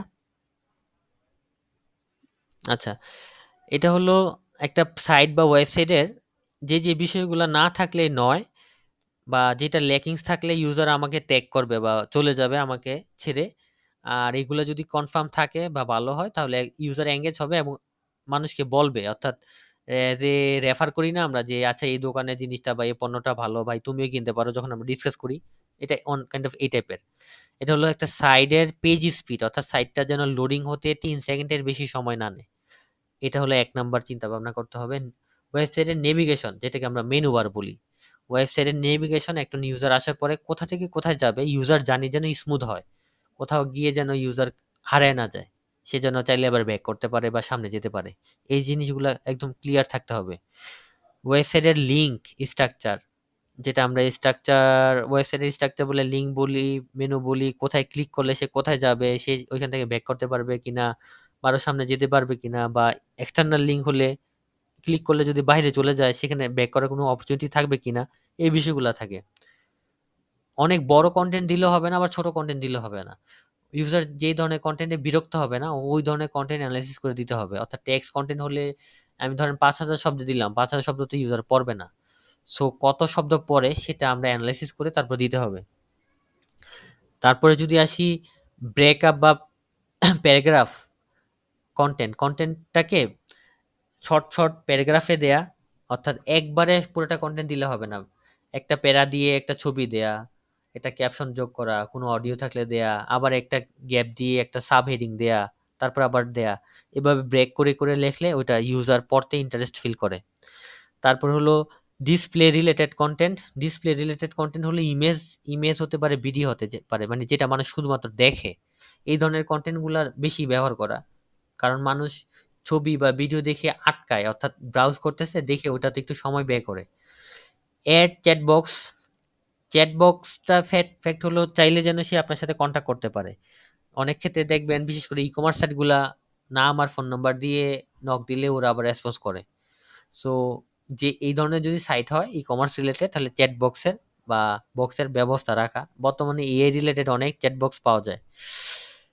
বি মোবাইল ফ্রেন্ডলি, সাইটকে অবশ্যই মোবাইল ফ্রেন্ডলি হতে হবে, অর্থাৎ মোবাইল দিয়ে যেন ব্রাউজ করতে পারে এবং সহজে যে এক জায়গা থেকে আরেক জায়গায় মুভ করতে পারে সেটা এনশিওর করা। আর আপনি আসলে কি করতে চাচ্ছেন এবং কি পাবেন সেই বিষয়গুলো আপনি নিজেও ক্লিয়ার থাকতে হবে এবং ইউজার আসলে যেন তার কাঙ্ক্ষিত জিনিস পায় সেই বিষয়গুলো ক্লিয়ার রাখা। এই বিষয়গুলো অবশ্যই একটা ওয়েবসাইটে থাকতে হবে। কোশ্চেন অ্যান্ড অ্যান্সারে যাই এবার। যদি আপনাদের কোশ্চেন যেখান থেকে থাকে আপনারা করতে পারেন। আমি একদম স্লাইডের ১ম থেকে যাচ্ছি। কোশ্চেন করার পর আমি ব্যাক করব। আর যদি এইভাবে কোশ্চেন লেখা থাকে তাহলে আরো ভালো হয়।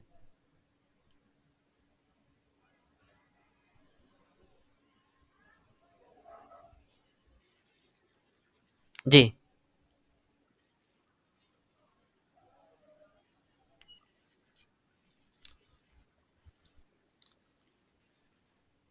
আচ্ছা, ১ম কোশ্চেন স্পাইডার। স্পাইডার হলো আরো বোঝার জন্য বলি বট, গুগল বট বলি বা রোবট বলি। এটা একটা মূলত অ্যালগরিদম। অর্থাৎ কিছু একটা প্রোগ্রামিং ফাংশন, যে ফাংশনে মনে করেন বলা আছে সাপোজ আ আপনার কি কম্পিউটার রিলেটেড কোনো সাবজেক্ট ছিল? এসএসসি, এইচএসসি,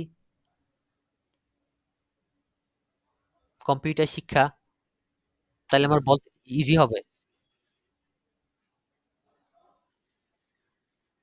আচ্ছা, আচ্ছা, আচ্ছা।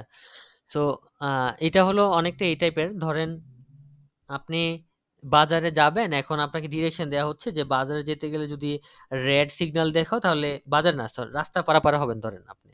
তাহলে ইনস্ট্রাকশন দেয়া আছে যদি রেড সিগন্যাল দেখো তাহলে থেমে যেতে হবে। আবার যখন গ্রিন সিগন্যাল যেদিকে দেখবা ওদিকে তুমি হাঁটবা। যদি তিরক তীর তি মানে অ্যারো সাইন যদি ডান দিকে দেয়া থাকে তাহলে ডান দিকে হাঁটবা, যদি বাম দিকে দেয়া থাকে বাম দিকে হাঁটবা। এই হলো কিছু কন্ডিশন বা এটা ফলো করার জন্য বলা হয়। সো রোবট বলি বা স্পাইডার বলি, একটা ফাংশন থাকে। এই ফাংশনের মধ্যে লেখা থাকে। এই ফাংশনের যদি সামারি বলি এই টাইপের যে অনলাইনে যখন নতুন কোনো বস্তু আসবে এভেইলেবল হবে তখন এটাকে রিড করবে সে অর্থাৎ পড়ে নিবে। সো এই ক্ষেত্রে সে এই বটটার মধ্যে বট বলেন বা ফাংশনের মধ্যে এই ফাংশনটা হলো পুরা ওয়েবে ছড়াইয়া রাখছে গুগল। এজ এ স্পাইডার আমরা বলতেছি মূলত মাকড়সা জালের মতো ছড়াইয়া রাখা হয়েছে। আপনি ধরেন একটা ইউটিউবে একটা ভিডিও শেয়ার দিলেন, সাথে সাথে ওইখানে গিয়ে এটা হিট করে, তখন এই বটটাই সেটা রিড করে। তারপরে ধরেন ফেসবুকে একটা ছবি শেয়ার দিলেন, এটার সাথে সাথে সে এই স্পাইডার এসে হিট করে, গুগল বট বলেন ফেসবুকের বট বলেন সেটা রিড করে। রিড করে নিয়ে সে এই ক্রল ক্রল যেটা বলতেছি সেটা হলো সে এক জায়গা থেকে আরেক জায়গায় বিচরণ করে আর কি। সো এই যে পুরো অনলাইনে যা যা পাচ্ছে সে নতুন জিনিস অথবা পুরাতন জিনিস আপডেট সেটা নিয়ে জমা করে।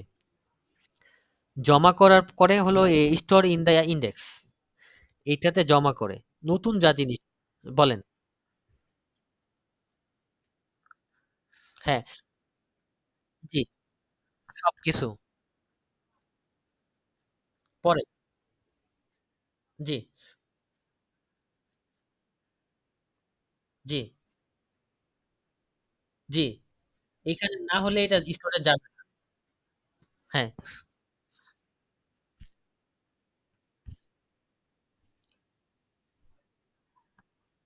জি, স্পাইডারের কাজ হলো এটাকে স্টোরেজ করা, যেটাকে আমরা গুগল বট বলি।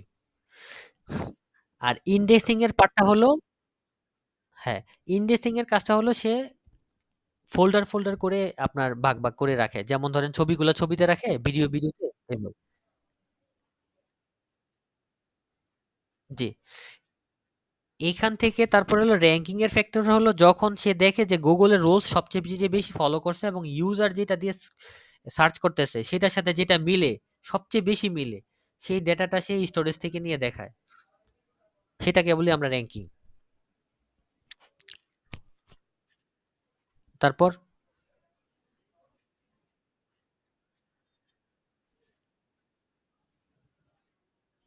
এসইও। হ্যাঁ, হ্যাঁ,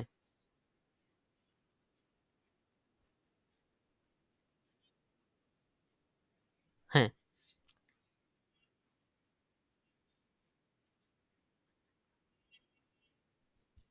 আচ্ছা। ব্ল্যাক হেড এসইওটা ১ম করা হতো নিজের, আগের সময় করা হতো নিজের সাইটকে বাম্পার করার জন্য রাতারাতি। এটা ওভারনাইটে রেজাল্ট পাওয়া যেত। সো যখন এটাকে গুগল ব্যান করে দিল, অর্থাৎ নিষিদ্ধ ঘোষণা করলো, তখন নিষিদ্ধ ঘোষণা করার ফলে যেটা হয়েছে এটা মানুষে হাতিয়ার হিসেবে নিল। যে এটা করলে তো গুগল ব্যান করে দেয়। তাহলে কি? ধরেন আপনি আমার কম্পিটিটর। আমি আপনার সাথে অনলাইনে পারতেছি না, ব্যবসায় পারতেছি না। তখন আমি আপনার বিরুদ্ধে এই কাজটা করা শুরু করি যাতে করে আপনাকে ব্যান করে দেয় গুগল। সো আমি যে আমার প্রতিযোগী, আমার যদি ব্যাড ইনটেনশন থাকে তাহলে করব। আমি কিন্তু আপনাকে বলতেছি না আপনি আমার প্রতিযোগীকে এভাবে মানে রাস্তায় নামায় দেন। আমি বলতেছি,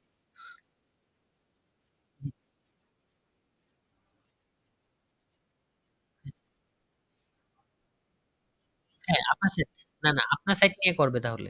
যাকে ডাউন করতে চায় তার সাইট নিয়ে।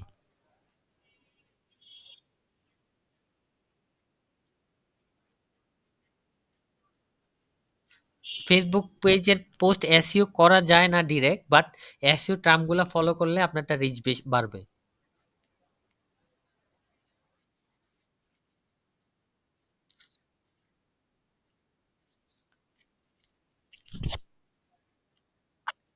করা যায় না তা বলব না। ফেসবুকে সার্চ দিলে কি সার্চ করলে রেজাল্ট আসে না?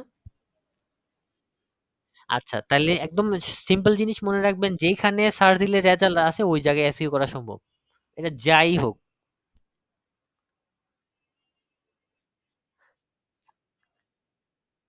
হ্যাঁ, একটা মিনিট। ইউএসপি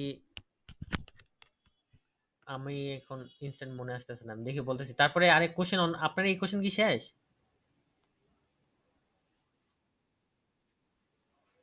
আচ্ছা, অন্য কারো কি কোশ্চেন আছে বলেন, আমি ইউএসপি বলতেছি। Unique selling point, USP. Welcome. হ্যাঁ, ইউনিক সেলিং পয়েন্টটা যদি বিস্তারিত বলি, শর্টে বলি, যদি ধরেন ইউনিক সেলিং পয়েন্টটা হলো, এটা ওই ইয়া দিয়ে বলতেছিলাম যে অ্যাপেলের আইফোন, এটার স্পেসিফিক ইউনিক সেলিং পয়েন্ট কি কি আছে। এটার সব ক্যামেরা অনেক ভালো, এটার ব্যাটারি লং লাস্টিং। হ্যাঁ,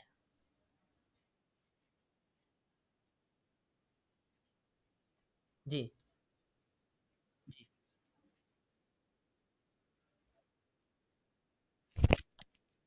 জি।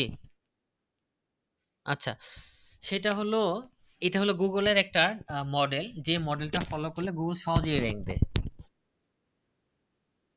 হ্যাঁ, হ্যাঁ, হ্যাঁ, হ্যাঁ, এটা অ্যালগরিদমের একটা পার্ট। EE80 নিয়ে একটা অ্যালগরিদম ছিল, যেটা সে আপডেট দিছিল। পরবর্তীতে এটাকে লং টার্মে ধরে রাখার ফলে এটাকে একটা মডেল হিসেবে আমরা এখন মানি আরকি। আচ্ছা, এটা হলে এক্সপেরিয়েন্সটা ফ্যাক্টটা হলো কি? মনে করেন আমরা ৪-৫ জন পরিচিত। একজনে আমরা আ যমুনা ফিউচার পার্কে গিয়ে শপিং করলাম একটা দোকান থেকে। এখন আপনি শপিং করে মানে এবং দামে দেখে জিতে আসছেন, সহজ কথা। আপনি হ্যাপি। আপনি এসে বলতেছেন, "তোমরা যদি চাও তাহলে ওইখানে যেতে পারো।" তার মানে কি আপনার এক্সপেরিয়েন্স ভালো হইছে। আচ্ছা, হ্যাঁ। সো Google এই এক্সপেরিয়েন্সটা মেজার করে আমার ঢুকার আগে অন্য যারা এই সাইটে ঢুকছে ওরা কি সময় বেশি ছিল না কম সময় থেকে বের হয়ে গেছে। ওরা ওরা কি সাইটে বেশি বিচরণ করছে না কম সময় বিচরণ করছে। যদি বেশি সময় বিচরণ করে তাহলে ডেফিনিটলি কনটেন্ট ভালো হলে তো মানুষ বেশি সময় কাটায়। সো তার মানে এক্সপেরিয়েন্স ভালো হলে পরবর্তী ইউজারের জন্য এটা র‍্যাংকিং এ আসার সম্ভাবনা বেশি থাকে। তারপর হলো এক্সপার্টাইজ। এ বিষয়ে হলো আমি আপনি যেসব কনটেন্ট লিখতেছি আসলে আমরা কি এ বিষয়ে স্কিলড? আমাদের কি নলেজ আছে? হ্যাঁ, হ্যাঁ, হ্যাঁ। সো যার তার লেখা ছাপায় দিলেই হবে না। বুঝছেন? যে বা কপি পেস্ট করলেও হবে না। এটার আমি এর বিষয়ে বিশেষজ্ঞ হতে হবে। অর্থাৎ বিশেষজ্ঞ যদি নাও থাকে, কারো একজন এমন ব্যক্তি থাকতে হবে যে এগুলা দেখাশোনা করে। জি, জি। আচ্ছা। না, এইটা আপনি ভাইয়া এই বিষয়টা নরমালি এভাবে চিন্তা করেন। মনে করেন আপনি একটা হেলথ রিলেটেড সাইট এ নিয়ে কাজ করতেছেন।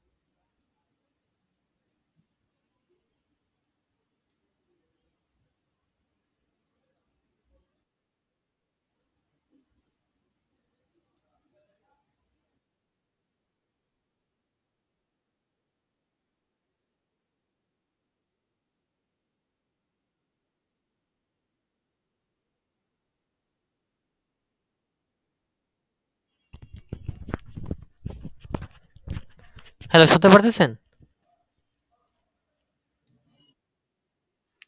আচ্ছা। সো হ্যাঁ, আপু জয়েন হয়। জিয়া ভাই আসছে।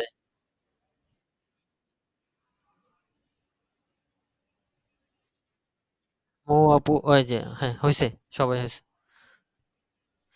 আচ্ছা, যেটা ছিল সেটা হলো ইএটিটা হলো যদি এক্সপার্টাইজ যদি বলি, সেই এক্সপার্টাইজ ফ্যাক্টটা হলো ডিপেন্ড করে একটা ধরেন ডক্টরের পোর্টাল দিলেন আমরা বা আমরা একটা ডক্টরের পোর্টাল দিলাম বাট আমরা যে ডক্টরের কনটেন্ট গুলা লিখছি রাইটার যারা ওদের ক্ষেত্রে আমরা কোনো নামের আগে ডক্টর দিতে পারতেছি না অথবা যেই তথ্যগুলা দিচ্ছি দেখা যাচ্ছে কোনো কপি ওয়েবসাইট থেকে কপি পেস্ট করে দিচ্ছি অথবা 19-20 দিচ্ছি কারণ গুগল তো এখন আপনি সার্চ করলে রিলেটেড সার্চে দেখায় সবচেয়ে ভালো সাইটগুলো দেখায় আর সে যেহেতু সব কয়টা সাইট সম্পর্কে তার আইডিয়া আছে গুগলে অলরেডি তথ্য আছে সো কপি পেস্ট করলে উলটপালট জিনিস দিলে সে এখন ডিটেক্ট করতে পারে যে তার এই আইডিয়া এত অ্যাডভান্স হয়ে গেছে সো যখনই সে ডিটেক্ট করবে তখন ফিল করবে যে আমাদের কন্টেন্টের কোয়ালিটি খারাপ আমরা এই বিষয়ে এক্সপার্টাইজ না বা এক্সপার্ট না তখন আমাদের সাইটটা যারা এক্সপার্ট তাদের সাথে ফাইট করে পারবে না যার ফলে আমরা র্যাঙ্ক পাবো না এটা হলো ফ্যাক্ট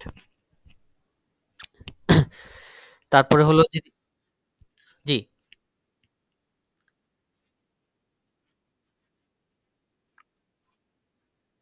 না ইউএক্স ইউআইটা ভাইয়া এটা চলে যাবে আবার ডিজাইনের ক্ষেত্রে ইউজার জার্নির উপরে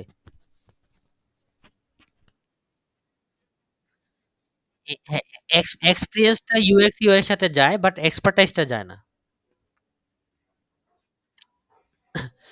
তারপরে যদি আসেন অথরিটেটিভনেস যে আসি তো অথরিটেটিভনেস এর ক্ষেত্রে যে প্রথমত যে জিনিসটা আসবে একজন মানে ধরেন যে নর্মালি যে ব্লগ করে আপনারা বিশেষ করে যদি ফেসবুকের রিলস যেটাতে দেখেন বা ইনস্টাগ্রামের রিল ইভেন টিকটক তারা যারা দেখবেন বিভিন্ন ডক্টরের অ্যাডভাইস দিয়ে দিচ্ছে অথবা আমরা যেহেতু মুসলিম আমরা দেখবো অনেক কোরআন হাদিসের বাণী দিয়ে দিচ্ছে বাট রেফারেন্স নাই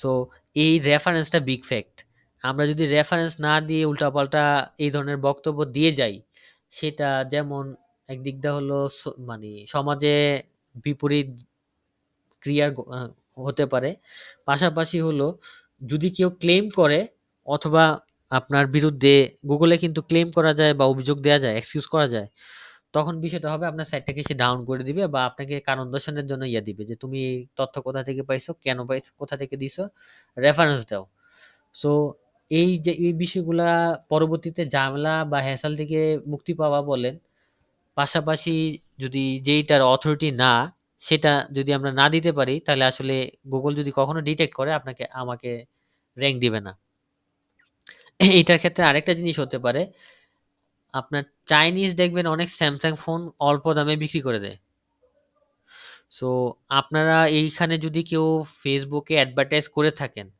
তাহলে আপনি অ্যাপেলের ইয়া দিয়ে অ্যাডভার্টাইজ করতে হলে ওর অথরাইজেশন নিতে হবে অ্যাপেলের ফেসবুকে আদারওয়াইজ আপনাকে অ্যাপেলের প্রোডাক্ট দিয়ে অ্যাডভার্টাইজ করতে দিবে না ইভেন ভালো ভালো ব্র্যান্ড হতে পারে স্যামসাং এটা সেটা যে অ্যাডভার্টাইজ গুলো ই কমার্স গুলো করে ওদের একটা পারমিশন নিয়ে আসে ওরে পারমিশন ছাড়া অ্যাডভার্টাইজমেন্ট করতে পারবে না এটা ওয়ার্ল্ড ওয়াইড সো ভালো যেসব কোম্পানি আছে ওদের যখন অথরিটি এই যে আমরা বলি না এই যে ডিলার বলি যারা যারা বিভিন্ন পণ্য বিভিন্ন কোম্পানি সেল করে ডিলাররা কিন্তু এদের কাছ থেকে পারমিশন নিয়ে সেল করে এবং ক্ষেত্র বিশেষে দেখবেন অন্য ছোট ছোট দোকানগুলো যেটা সেল করে তারা কিন্তু এটার ওয়ারেন্টিটা নেয় না ওরা বলে ডিরেক্ট আপনি ডিলার পয়েন্টে যেতে হবে এটা কি আপনারা খেয়াল করে দেখছেন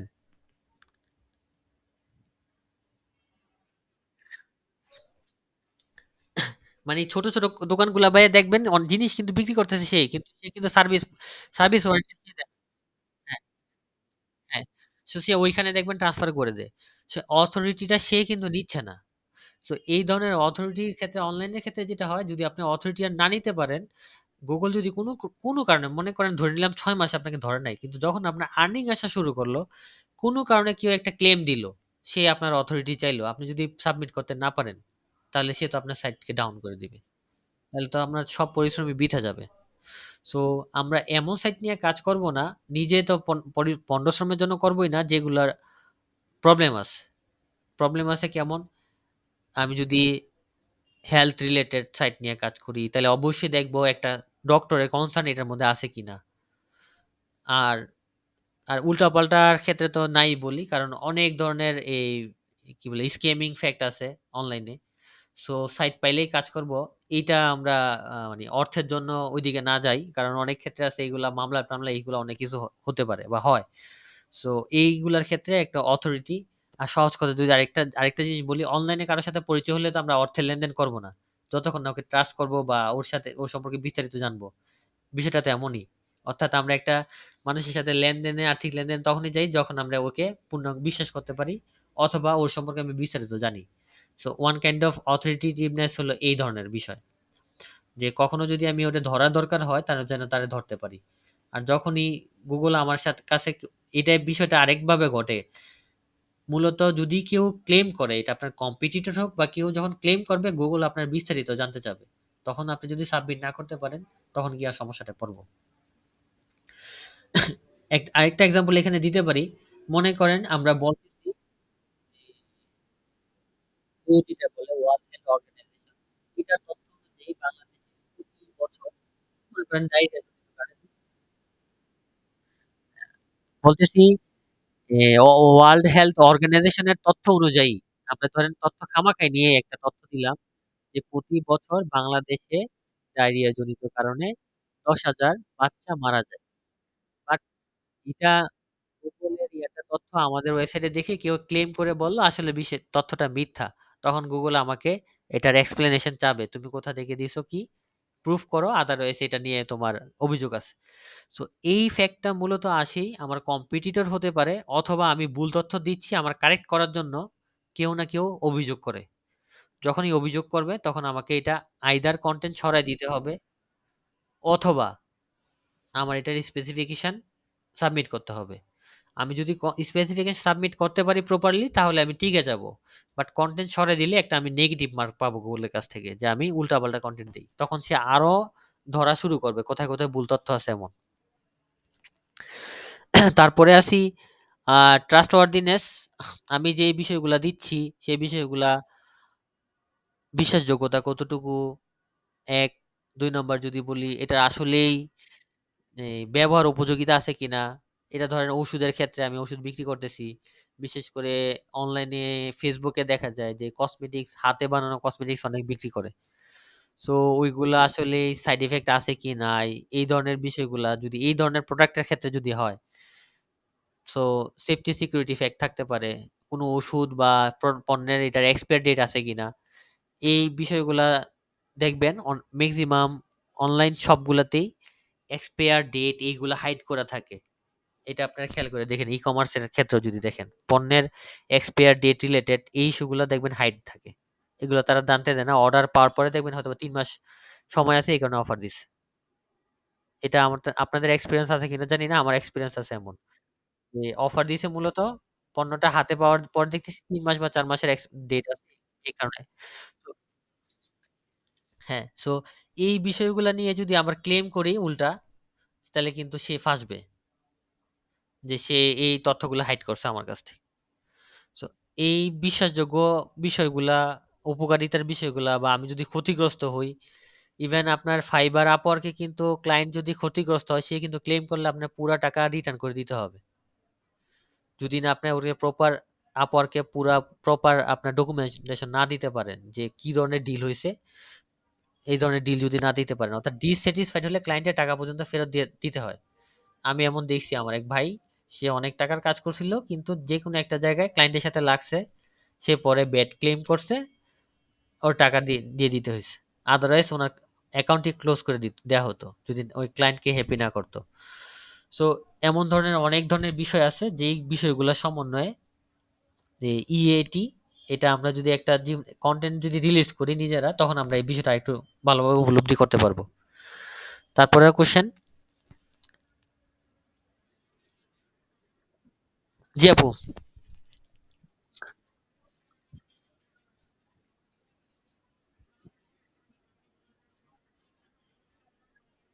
হ্যাঁ।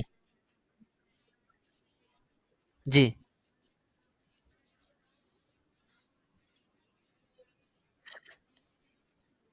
এই এই আরো অনেকগুলা রুলস এ আছে বাট এইটা ডেফিনিটলি একটা রুলস এবং ইম্পোর্টেন্ট রুলস।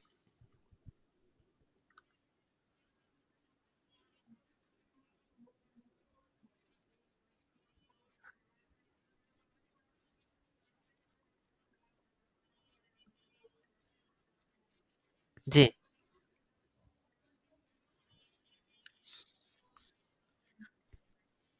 জি,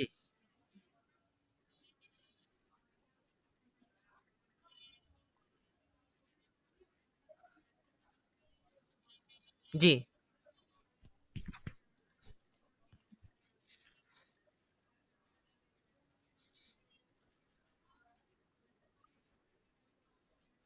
জি,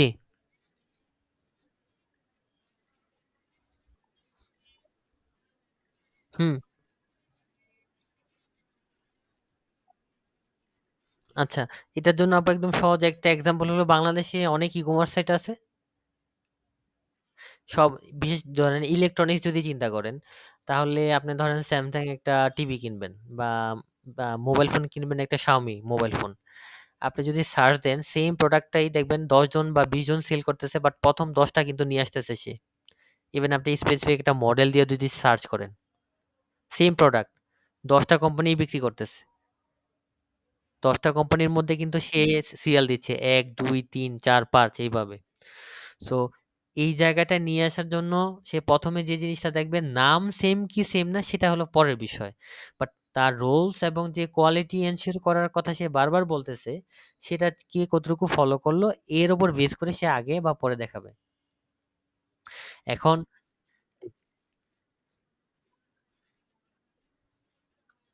জি, জি,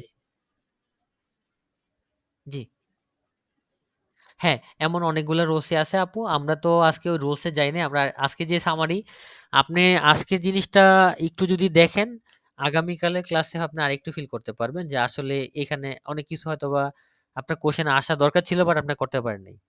এমন ১ টা ২ টা ক্লাস পরে আমরা একটু প্র্যাকটিক্যালি যখন ওয়েবসাইটে চলে যাব, তখন আমি একদম ধরে, ধরে দেখা দিতে পারবো যে এটা হলো এই রুলস। এটা ব্রেক করলে এই জায়গায় আমি গিয়ে বাধাপ্রাপ্ত হব। আর এই যে যদি আমি ব্রেক না করি তাহলে আমি উইন করব। আর কারো কোনো কোয়েশ্চেন?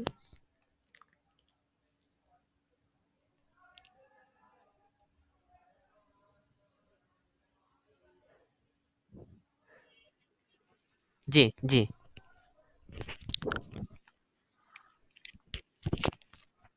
হুম, বলেন।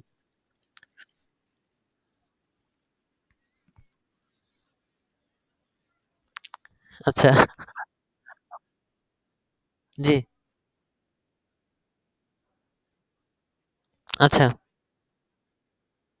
হুম, হুম, জি,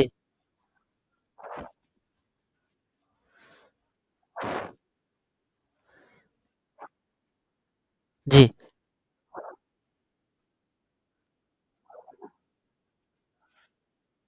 জি,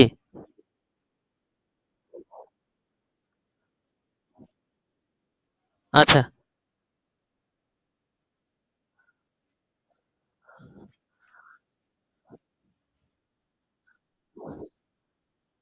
জি,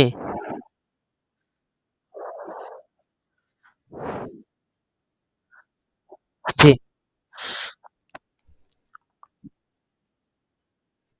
আচ্ছা, এখানে একটা বিষয় বলি। প্রথমত হলো আপনি যেটা চাচ্ছেন সেটা হলো ধরেন আপনি যে জায়গায় একটা কোর্স কমপ্লিট করছেন সেটার কাজ এখানে করতে পারবেন কিনা এমনটা? আচ্ছা, আচ্ছা, জি, আচ্ছা, হ্যাঁ, হ্যাঁ, হ্যাঁ, জি,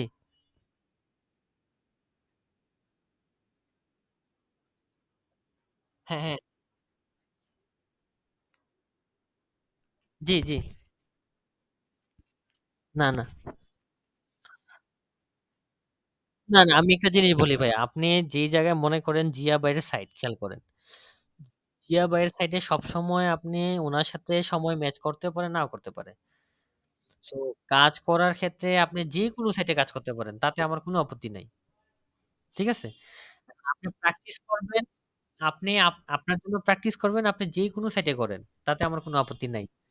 এখন এটার ক্ষেত্রে এমন হতে পারে, আপনি সাপোজ ধরেন যদি আমাকে বলেন, "ভাই আমি এই একটা সাইটের কাজ করি। এই কাজটা আপনি আমাকে করে দেন।" এখন আপনার কাজ হলে না, আমি শেষ করি ভাইয়া। না, আমি বলতেছি এক্সাম্পল ফর যদি এমন হয় আমি আপনার কথা আমি এক্সাম্পল দিচ্ছি আমার কথা শেষ করি। আপনি আমার কথা শুনবেন। এখন যদি আপনি বলেন আমার এই প্রতিষ্ঠানের কাজটা আপনি করে দেন। আমি আপনার প্রতিষ্ঠানের কাজটা ডিনাই করব। কিন্তু আপনার যদি কোন সাইটের কাজ হয় সেটা আমি করে দিব। আমি কথা বুঝাতে পারছি? সো এটা যেহেতু আপনি প্র্যাকটিস পারপাস নিচ্ছেন, আপনি এটাতে প্র্যাকটিস করতেই পারেন। প্র্যাকটিস করে রেজাল্ট আসে নাই সেটা আমাকে অবশ্যই দেখাতে পারেন। আপনার শোনেন এখানে ২ জনে যদি ২ টা নিশ নিয়ে কাজ করেন, তাহলে বাকি ২ জনে যদি কোন নিশ নাও নেয়, এখান থেকে দেখে ওনারা অনেক কিছু শিখতে পারে।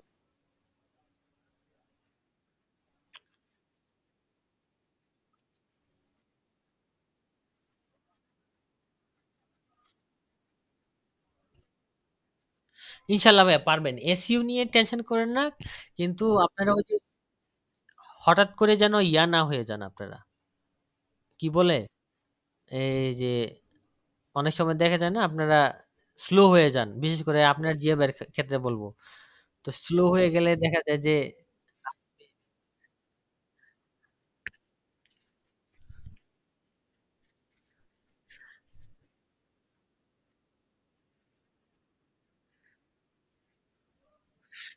ভাই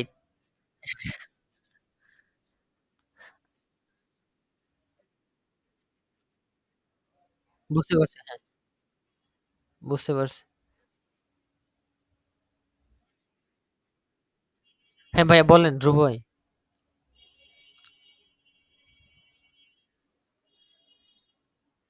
হ্যাঁ, ভাইয়া বলেন শুনতেছি। জি।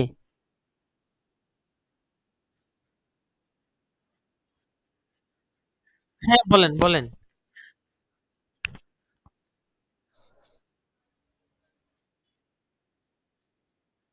জি।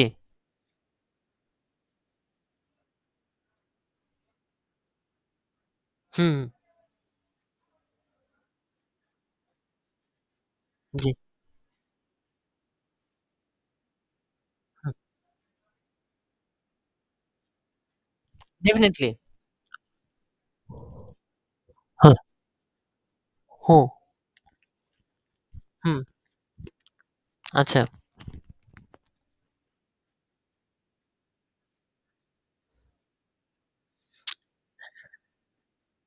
জি, জি,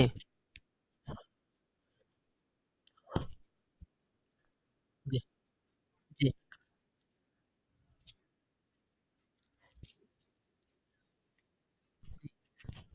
আচ্ছা, আচ্ছা, জি।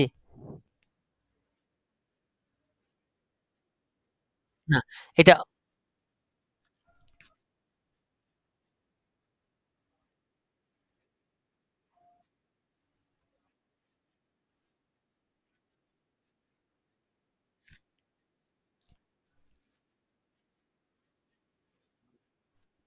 হুম,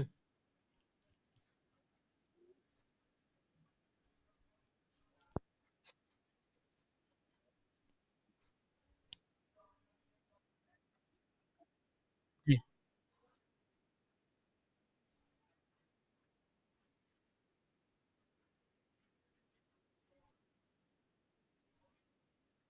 হুম। আচ্ছা, আপনার প্রশ্ন শেষ হলে আমি অ্যান্সার দেওয়া শুরু করব। আচ্ছা, আচ্ছা।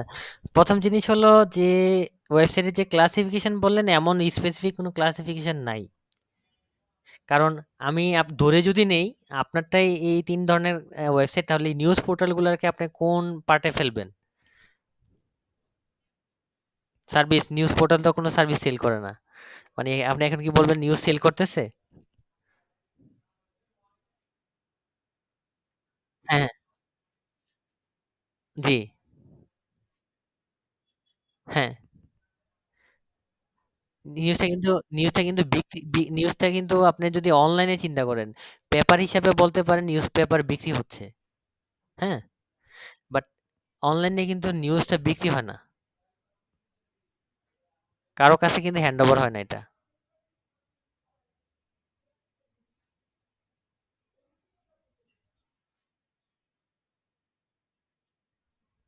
জি?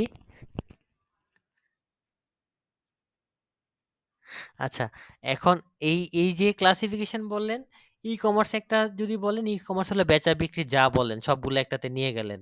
একদিক দিয়ে এটা ঠিক আছে। ব্লগিং যত ধরনের টেক্সট বলেন, ভিডিও বলেন সবগুলো যদি ব্লগিং একটাতে আমি নিয়ে নেই, তাহলে ধরেন এটা চলে গেল। তারপরে আমি যদি সার্ভিস ধরেন আমি নিউজ পোর্টালও সার্ভিসে ধরে নিলাম, এটাও চলে গেল। তারপরে একটা পার্ট বাকি থাকবে। সেই পার্টটা হলো বিভিন্ন অর্গানাইজেশন আছে না? যেমন এনজিও, ওরা কিন্তু সার্ভিস দেয়। সার্ভিস কি আসলেই দেয় ওরা? সব ক্ষেত্রে কিন্তু ওরা সার্ভিস দেয় না। তারপরে বিভিন্ন প্রতিষ্ঠান আছে। ওদের প্রাতিষ্ঠানিক ওয়েবসাইট আছে যেখানে কোনো সার্ভিস দেয়াও নাই, শুধুমাত্র তথ্যের জন্য ওরা ওয়েবসাইট করে রাখছে। এই ধরনের সাইটগুলোর কিন্তু আপনার ইয়ে আছে, কি বলা যায়? এসইও করে। হ্যাঁ, তারপরে যদি আসেন আরো মজার বিষয় আছে।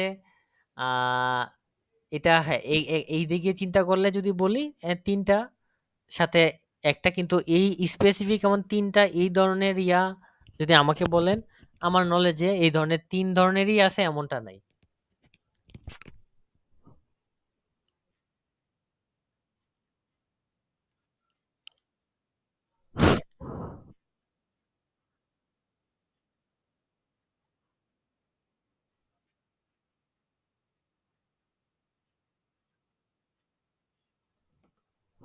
এইটা আমার জানার মতে নাই। তারপরেও যেহেতু বলছেন আমি কোশ্চেন নিয়ে রাখলাম। না, আমি কোশ্চেন নিয়ে রাখলাম। হ্যাঁ, হ্যাঁ। এইভাবে নরমালি আমি একটা সার্চ দিছি গুগলে। গুগলে এমনিতে সার্চ দিলাম, হ্যাঁ? গুগলে তার যেই ডিরেক্টরি যেইভাবে দেখাচ্ছে অ্যাবাউট 20 প্লাস ক্যাটেগরি। সো তারপরে আমি আমাকে একটু সময় দেন। আমি একটু দেখে তারপরে আপনাকে দিবনে। এটা নেক্সট ইয়াতে বা আমি গ্রুপে দিয়ে দিব।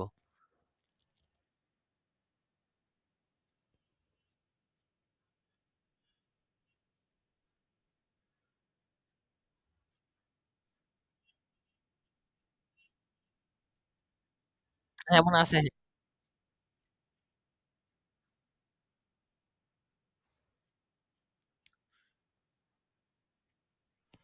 না,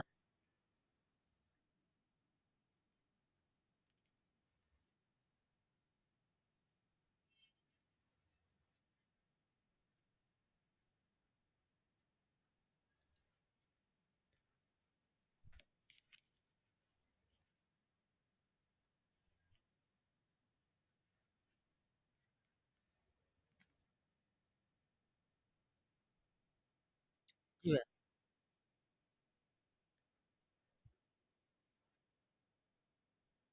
হুম।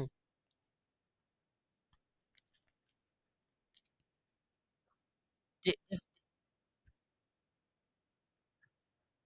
না, না। ডিফারেন্ট নিয়ে কাজ করলে সুবিধা হবে ডেফিনিটলি। কারণ একজন আরেকজনের থেকে নলেজ শেয়ার করতে পারবে ১। আর ২ নম্বর হলো পসিবল। কারণ হলো কি, আপনার টাস্ক দেয়া থাকবে, আপনি আপনার টাস্ক করে সাবমিট করবেন। আবার ভাইয়ার মনির ভাইয়ের টাস্ক দেয়া থাকবে, উনি উনার টাস্ক করে সাবমিট করবেন। আবার আমরা একসাথে কম্বাইনিং করে সেটাও করি।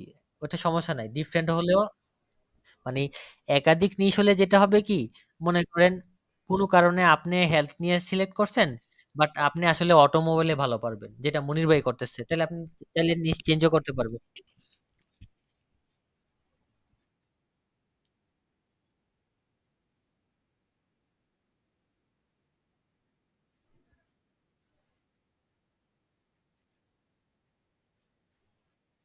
জি ভাইয়া।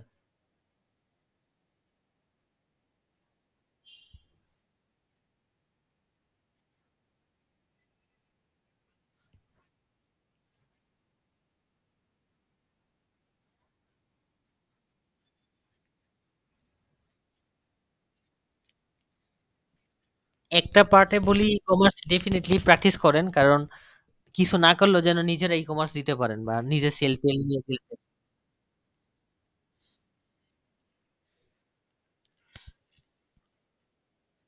আ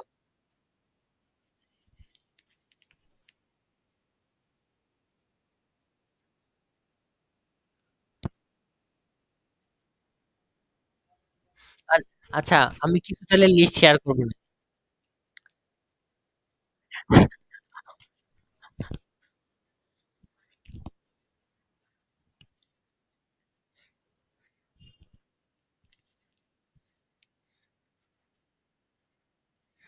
না, কথা বলতে হবে। আমি শোনেন, কোয়েশ্চেন এর ওপেন অপরচুনিটি দেওয়ার ফলে এটাই যে কোয়েশ্চেন করেন। আপনি হয়তোবা যেটা জানেন না সেটা আরেকজন জানতে পারে বা আপনার জন্য অনেকজন হয়তোবা বলতে পারতেছে না। ওটা বললে ৩ জনের হয়ে গেল। বাকি ৪ জনের কোয়েশ্চেন করতে হবে। হ্যাঁ, আমি কোয়েশ্চেনটারে পার্সোনালি পছন্দ করি। কোয়েশ্চেন করবেন। আমি না জানলেও জেনে জানাবো। সমস্যা নেই।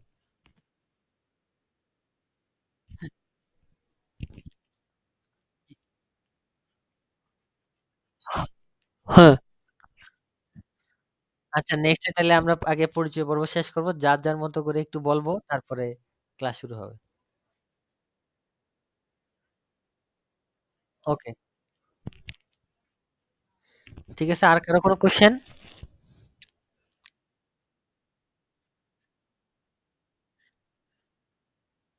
হ্যাঁ,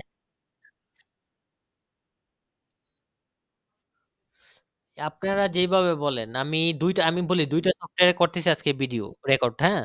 যেটা পারফরম্যান্স ভালো হয় আমি ওইটাই কন্টিনিউ করব।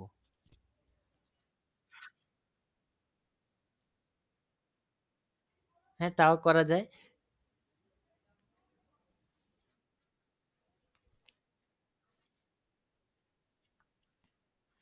স্লাইড আমি ৫ মিনিটের মধ্যে দিয়ে দিচ্ছি। স্লাইড শেয়ার দিলাম। ভিডিওটা একটু নিজে দেখে তারপর দিব, বুঝছেন? সেটা। জি,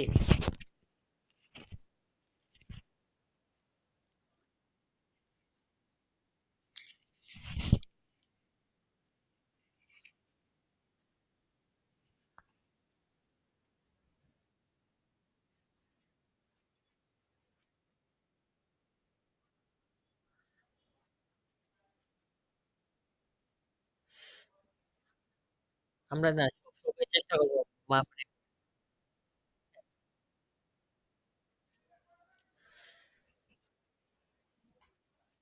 আর তাহলে অন্য কোনো কোয়েশ্চেন নিব? কারো কোনো কোয়েশ্চেন?